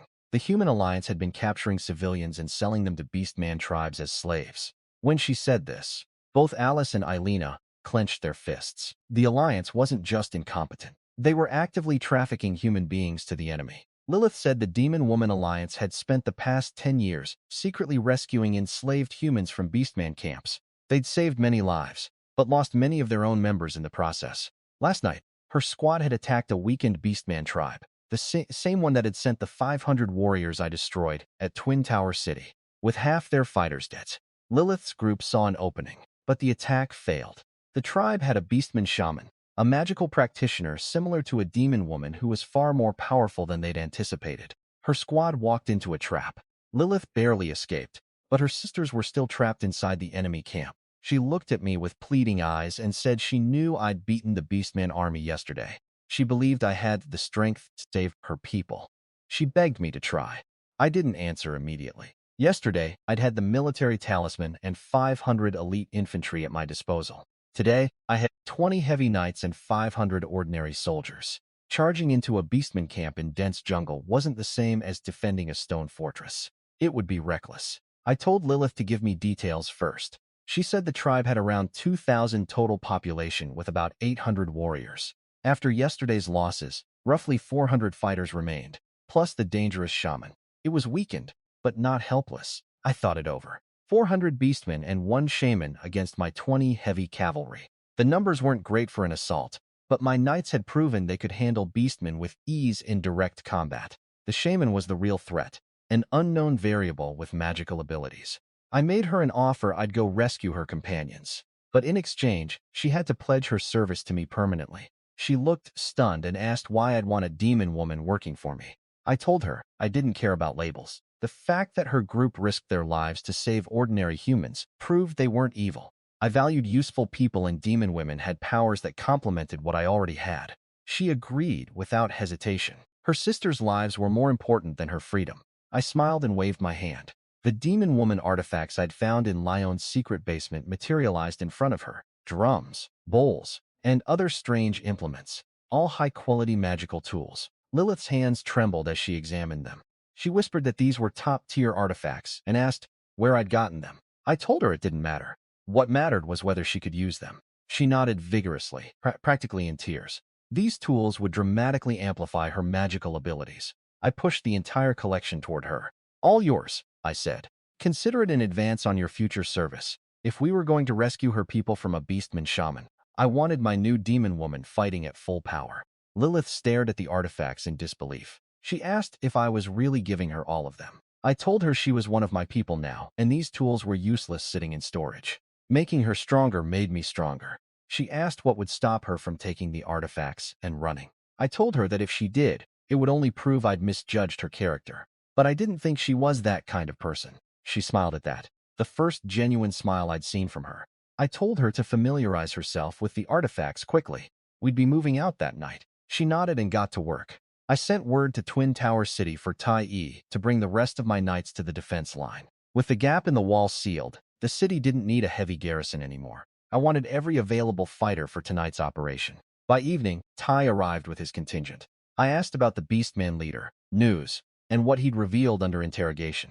The intelligence confirmed everything Lilith had told me, and added more detail. 7 Beastman tribes operated in the territory beyond the 9th defense line. The largest tribe's chief had a trading arrangement with the Human Alliance, selling captured humans as slaves in exchange for allowing small raiding parties through the wall. That explained Lyon's secret gap in the cliff, and the demon woman artifacts in his basement. He'd been involved in the trafficking. Tai also confirmed that the Alliance's high command knew about the demon women fighting beastmen in the jungle. Rather than helping them or seizing the opportunity to weaken the Beastman tribes, the Alliance had deliberately stood back, hoping the two sides would destroy each other. Let's work for them. The Beastman leader tribe, the strongest of the 7, was apparently using the Alliance's passivity to prepare for a massive, coordinated war against the human nations. That was a problem for later. Tonight, I had a smaller target. I told Tai to get the troops ready and rested. We'd launch at dawn. No, at the deepest point of night when the Beastmen would be sleeping. I wanted maximum surprise. This was our first offensive operation into enemy territory, and I intended to participate personally. I needed to see Beastman combat strength up close and understand what we'd be dealing with long term. With Alice guarding me, my personal safety wasn't a concern. At midnight, I summoned my daily knights. 5 more heavy cavalry appeared. Another incredible burst. 2 nights in a row with 5 knights each. My mounted force was becoming terrifying. With these reinforcements, I had 30 heavy cavalry knights ready for tonight's assault. I assembled the strike force. 30 knights, 500 soldiers, plus Eileena for healing support, Lilith for magical offense, and Alice as my guard. We moved through the jungle toward the coordinates Lilith had provided. My scouts had already confirmed the layout earlier that day. The Beastmen tribe was settled in a clearing, their huts clustered together with minimal patrols. They clearly didn't expect a human army to come knocking on their doorstep. Alice warned me as we got close. She sensed a powerful malicious presence. The Beastman shaman Lilith had mentioned. I told Lilith to handle the shaman initially. If she couldn't manage it, Alice would step in. Eileena would stay in the rear as our safety net, keeping wounded soldiers alive with her healing magic. That was why I dared to bring my forces into enemy jungle. Eileen's intermediate-level healing could keep my army fighting far longer than any normal force. I gave Tai the order to attack. The Beastman camp was silent and dark. Even Beastmen needed sleep, and their patrols were sparse. Tai didn't bother with subtlety. He had the archers light fire oil arrows and launched them in a massive volley. Hundreds of flaming arrows arced through the night sky and crashed into the thatched roofs of the Beastmen huts. Fire erupted everywhere within seconds. The Beastmen woke to chaos. They grabbed weapons and charged outside, only to find Tai and the heavy cavalry already tearing through their camp. Tai split the first patrol guard clean in half with a single swing. The power behind his strikes was devastating. Even Beastmen, who prided themselves on being stronger than humans, couldn't match the raw force of my system knights in full armor on war horses. The Beastmen fought back ferociously despite the surprise. Even dying, they kept swinging their stone hammers. Some of my regular soldiers took hits and went down wounded, but then green energy washed over them. Eileen's healing magic cast instantly from the rear. Wounds closed in seconds. Soldiers who should have been out of the fight stood back up and charged forward again, laughing. They felt invincible. One soldier shouted that he couldn't be killed, then dove back into the fighting. These were the same men who used to cower behind walls at the sight of Beastmen. Now with proper leadership, proper equipment, and a healer backing them up, they fought like demons themselves. Then, the shaman appeared. An old Beastman in a hooded cloak stepped onto a high point, clutching a staff topped with a purple crystal. He began chanting, and purple energy spheres rained down on my formations. Wherever they landed, my soldiers felt their movement slow, their limbs turning heavy. It was a curse, battlefield-wide, magical suppression. I called for Lilith. She pulled out one of the artifacts I'd given her, something shaped like a stringed instrument, and began her own incantation. Strange, beautiful music poured from the artifact, and the shaman's curse shattered. My soldiers moved freely again. The shaman spotted Lilith and recognized her as the demon woman who'd escaped the night before. He mocked her, saying one artifact wouldn't be enough to challenge him. Then he unleashed something far worse. He called it a forbidden technique. Heavenly fire that burns the world. A massive magic circle appeared in the sky above us, and purple flames began raining down like a storm. This wasn't a curse anymore. This was pure destructive force. About 100 of my soldiers died instantly. The flames fell too fast, too many at once. Even Eileena couldn't heal people who were killed outright. Lilith grabbed the turtle shell artifact and cast a protective barrier over the main formation. It held barely, but was cracking under the relentless bombardment. Lilith shouted that she couldn't maintain it much longer. Guilt was written all over her face. She blamed herself for bringing us into this fight. I was furious. Losing 100 soldiers in seconds was unacceptable. I turned to Alice and gave her one command. I wanted the shaman dead. Alice drew her holy sword. Golden light blazed from her armor, blinding in the dark jungle. She announced her judgment in that cold, absolute voice of hers, by the name of Holy Light. The shaman was sentenced to die. The shaman finally noticed of her. The golden radiance made him squint, but he wasn't intimidated. He shouted that not even a temple knight could stop him here. He began casting another forbidden technique. Alice raised her blade. Holy Light Judgment. The two powers collided. Purple fire against golden radiance. And for a moment, the entire jungle lit up like midday. The Beastman shaman was genuinely powerful. Back in the capital, Alice had easily shattered the bishop's dark magic staff made from sacrificed girls. But this shaman's forbidden technique actually pushed her to her limits. She couldn't fully suppress it from a distance, and I could see the frustration on her face. Then she stopped trying to overpower him with ranged attacks. She planted her feet and launched herself straight at him, moving so fast that even Tai looked stunned. The shaman saw her coming and threw every spell he had at her. But Alice swung her holy sword relentlessly, cutting through each wave of magic like a blade through paper. His spells dissolved one after another until nothing stood between them. He tried to beg. Alice didn't give him the chance. One final strike and the shaman's power shattered completely. The purple flames vanished from the sky. The oppressive, magical pressure that had been crushing my army disappeared instantly. Tai rolled his shoulders, looked at the remaining beastmen warriors, and gave one cold order. Kill them all. The battle ended quickly after that. Without their shaman's magic backing them up, the surviving beastmen were no match for my knights and soldiers fighting at full strength. Deep inside the beastmen settlement, we found rows of cages. Inside them were humans, all young men and women, not a single elderly person. These were the slaves the Alliance had sold to the beastmen. In the center of the camp, 10 women hung from wooden posts, covered in whip marks, their clothes torn to shreds. They were Lilith's companions, the demon women who'd been captured during last night's failed rescue attempt. Lilith burst into tears the moment she saw them. She checked and told me they were still alive. Ty's men were already cutting them down before I could give the order. I told Eileena to heal every single one of them. Tyre approached with his report. All Beastmen warriors had been eliminated. About 600 Beastmen civilians remained. Old ones, women, children. He was asking how to handle them. Even Lilith was watching me carefully for my answer. These were Beastmen, a race that treated humans like livestock and worked them to death as slaves. I made my decision without hesitation. I told Tyre that any beastman taller than a wagon wheel would be executed. Lilith seemed to accept this. The beastman children might be spared at least. Then I added one more instruction. Lay the wagon wheel on its side. Lilith's expression froze. A wheel lying flat is barely a foot tall. That meant virtually no one would be spared. But after seeing what the beastmen had done to those enslaved humans, the cages, the whip marks, the brutalized demon women, even couldn't summon any sympathy. These beastmen had earned their fate. Tyre acknowledged the order without blinking and went to carry it out. Some beastmen screamed curses as the sentence was read. They shouted about revenge and said, humanity would pay. Tyre silenced the loudest one with a single sword stroke. Their threats meant nothing. When they'd been torturing human slaves, they hadn't cared about mercy. Now that the roles were reversed, no one would waste mercy on them either. I walked over to the rescued humans. I introduced myself as Count Hua, Lord of Twin Tower City. I told them they were free and gave them 2 choices: follow me or leave and return to their homelands. I would respect whatever they decided. They were happy to hear they were rescued, but confusion quickly replaced their joy.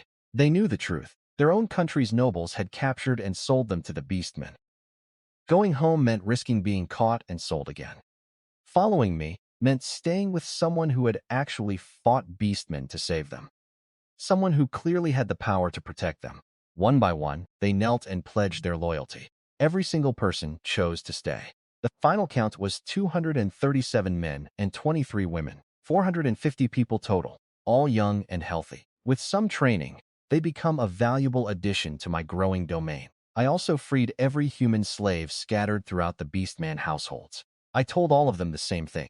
They weren't anyone's property. They were people, and now they were part of my community. Eileena finished healing Lilith's 10 demon woman companions. I want to meet them. They stared at me with guarded, suspicious eyes. Not surprising, considering what they'd been through. I told them they'd done an admirable thing, fighting to rescue enslaved humans from the Beastmen for 10 years. That earned my respect. I explained the arrangement. Lilith had agreed to serve me in exchange for this rescue mission. That deal was fulfilled. The rest of them were free to go whenever they wanted. One of them, clearly the leader, asked if I was seriously letting them walk away. She pointed out that demon women's heads carried bounties from the temple. I laughed and told her I didn't care about bounty money. I valued their abilities far more than whatever price the temple put on them. Lilith tried to convince her sisters to stay with me. The leader refused, not out of hostility, but caution. She said she needed time to observe whether I was truly different from other human nobles. She warned Lilith to keep her guard up too, no matter how kind I seemed. Then she looked at me and apologized for speaking so candidly. I told her not to worry about it. Healthy skepticism was smarter than blind trust. She'd see the truth eventually. The 10 demon women transformed into clouds of butterflies and vanished into the forest. That escape technique was impressive. I'd have to ask Lilith about it later. Tyre reported that the Beastmen's settlement was fully secured. Their chief's palace had a storehouse behind it. I went to inspect it personally. When I stepped inside the palace, my system activated right on cue. detecting a claimable territory. I confirmed the occupation immediately. This land was too fertile and strategically valuable to pass up. The only problem was that it had no natural defenses. To make this territory safe, I'd eventually need to conquer the surrounding beastman tribes as well. But that was a challenge for another day. The system congratulated me on my victory and began generating a reward. It started with 5,000 heavy cavalry. My heart nearly stopped. 5,000 mounted knights would make me unstoppable across the entire continent. But then the familiar crackling sound cut in. System error. Correction in progress. 5,000 heavy cavalry became one heavy infantry barracks. The drop in value was painful, but I'd learned to expect this from my broken system. At least I still got something useful. Every reward, no matter how diminished, added to my growing strength. Then the system did something strange. Through the static and crackling, I heard fragments of a voice. It said my name. It said it had always been there. Then it cut out completely. I stared at the panel for a long moment. The system had never spoken to me directly before. Not like that. Whatever was happening inside that broken code, something was trying to communicate. But right now wasn't the time to puzzle over it. I had a new territory to develop, rescued civilians to resettle, a growing army to organize, and 6 more beastman tribes in the area that would eventually need to be dealt with. My domain now stretched from Twin Tower City through the 9th defense line and into beastman territory itself. The conquest was accelerating, and I intended to keep pushing until there was nothing left to conquer. The heavy infantry barracks was exactly what I needed. The system described it simply.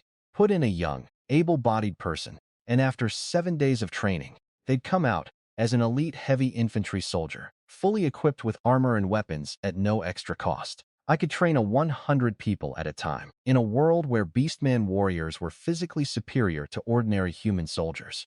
This barracks would let me mass-reduce fighters who could actually stand toe-to-toe with them. I went to check the beastman tribe storehouse. It was disappointing. Mostly wild animal meat and forest fruits. These beastmen ate like cavemen, despite sitting on some of the richest land I'd ever seen. But then I spotted something that made my mouth water. A pile of raw gold or high purity, barely needing any refinement. Just melt it down and stamp it into coins. I estimated at least 50,000 gold coins worth. That solved my military payroll problem for a long time. I swept everything valuable into my storage space and ordered the meat distributed to the rescued civilians. Then I pulled everyone back to the defense line. The conquered territory was fertile but completely exposed. No walls, no natural barriers. If other beastmen tribes attacked while my people were still there, it would be a massacre. I left scouts behind to watch the area and report any enemy movement. Sure enough, beastmen from neighboring tribes discovered the destroyed settlement soon after we left. They were furious when they saw the bodies. But they didn't suspect human. They knew the 9th defense line garrison had never been brave enough to cross the wall and attack. Instead, suspicion fell on the strongest local tribe, the Deer Mountain tribe. Their investigation order made the smaller tribes nervous, and old rivalries flared up. Everyone started pointing fingers and reinforcing their own defenses. The beastman tribes were turning on each other without me lifting a finger. Perfect. Back in Twin Tower City, I placed the infantry barracks behind the Lord's castle and immediately loaded 100 recruits into it. Then the system informed me it required 100 gold coins as a training fee. That detail hadn't been mentioned in the original description. I grumbled about the surprise charge but paid it without hesitation. Uktway. 100 gold coins for 100 fully equipped elite soldiers was still an incredible bargain. The barracks sealed shut once training began. I couldn't enter or observe the process. I just had to wait 7 days. But when those 100 soldiers emerged, combined with my military talisman's 500 Sussman troops, I'd have 600 heavy infantry ready for deployment. Enough to assault another beastman tribe at any time. The next morning brought another surprise from my daily summoning. Instead of the usual heavy cavalry knight, the system produced something entirely new, a tiger leopard cavalry rider. The warrior appeared mounted on a beast that looked like a leopard, but was built bigger than a tiger. Sleek, powerful, and terrifyingly fast. The rider himself carried a heavy long bow on his back and a single long blade at his hip. He introduced himself as Choofong of the Tiger Leopard Cavalry. I recognized the reference immediately. Tiger Leopard Cavalry. That was Cao Cao's legendary mounted unit from the Three Kingdoms era, a force famous for devastating hit-and-run tactics and mounted archery. Xiaofeng wasn't as heavily armored as Tai, but his strengths were different, where Tai excelled at head-on charges and brute force. Xiaoong was built for speed, flanking, and range combat. They'd complement each other perfectly in battle. I just wished I'd gotten 1,000 of them instead of one. Later that morning, I received unexpected visitors. Xiaoyi reported that Lord Tinglan of Finland Town had arrived with a single knight. No soldiers, no supplies, just himself, one escort. This was the same Tinglan whose people had tried to poison my horses when I'd passed through his town. I hadn't forgotten that, though I'd chosen not to act on it at the time. Now he was showing up uninvited. Interesting. I received him in the Great Hall. He introduced himself with polished courtesy. Baron Tinglan, Lord of Finland Town, fellow noble of Lane Kingdom. He said he'd heard about the Beastman attack on Twin Tower City and had come to help. I asked him directly how many troops he'd brought for reinforcement. 100, 200. His face went pale. He hadn't brought anyone. I asked about supply wagons. Then I turned to Eileena and asked her to check his convoy's inventory. She told me he'd come completely empty-handed. I dropped the friendly expression instantly. I told Tingan that he clearly hadn't come to support me. He'd come to watch me struggle, maybe even hoping the Beastman would finish me off. Or perhaps he was working with the Beastman, in which case I'd have to kill him and investigate the connection properly. Tinglan turned white as a ghost. He stammered that it was all a misunderstanding. He insisted he absolutely had brought supplies, 10,000 of grain and 5,000 gold coins, but the shipment was still being organized and would arrive tomorrow. Definitely tomorrow. I softened my expression and told Eileena to write down his exact promises with pen and paper. I said we'd verify the delivery tomorrow, and if anything was missing, I'd personally visit Finland Town to root out whatever corruption was preventing the supplies from arriving.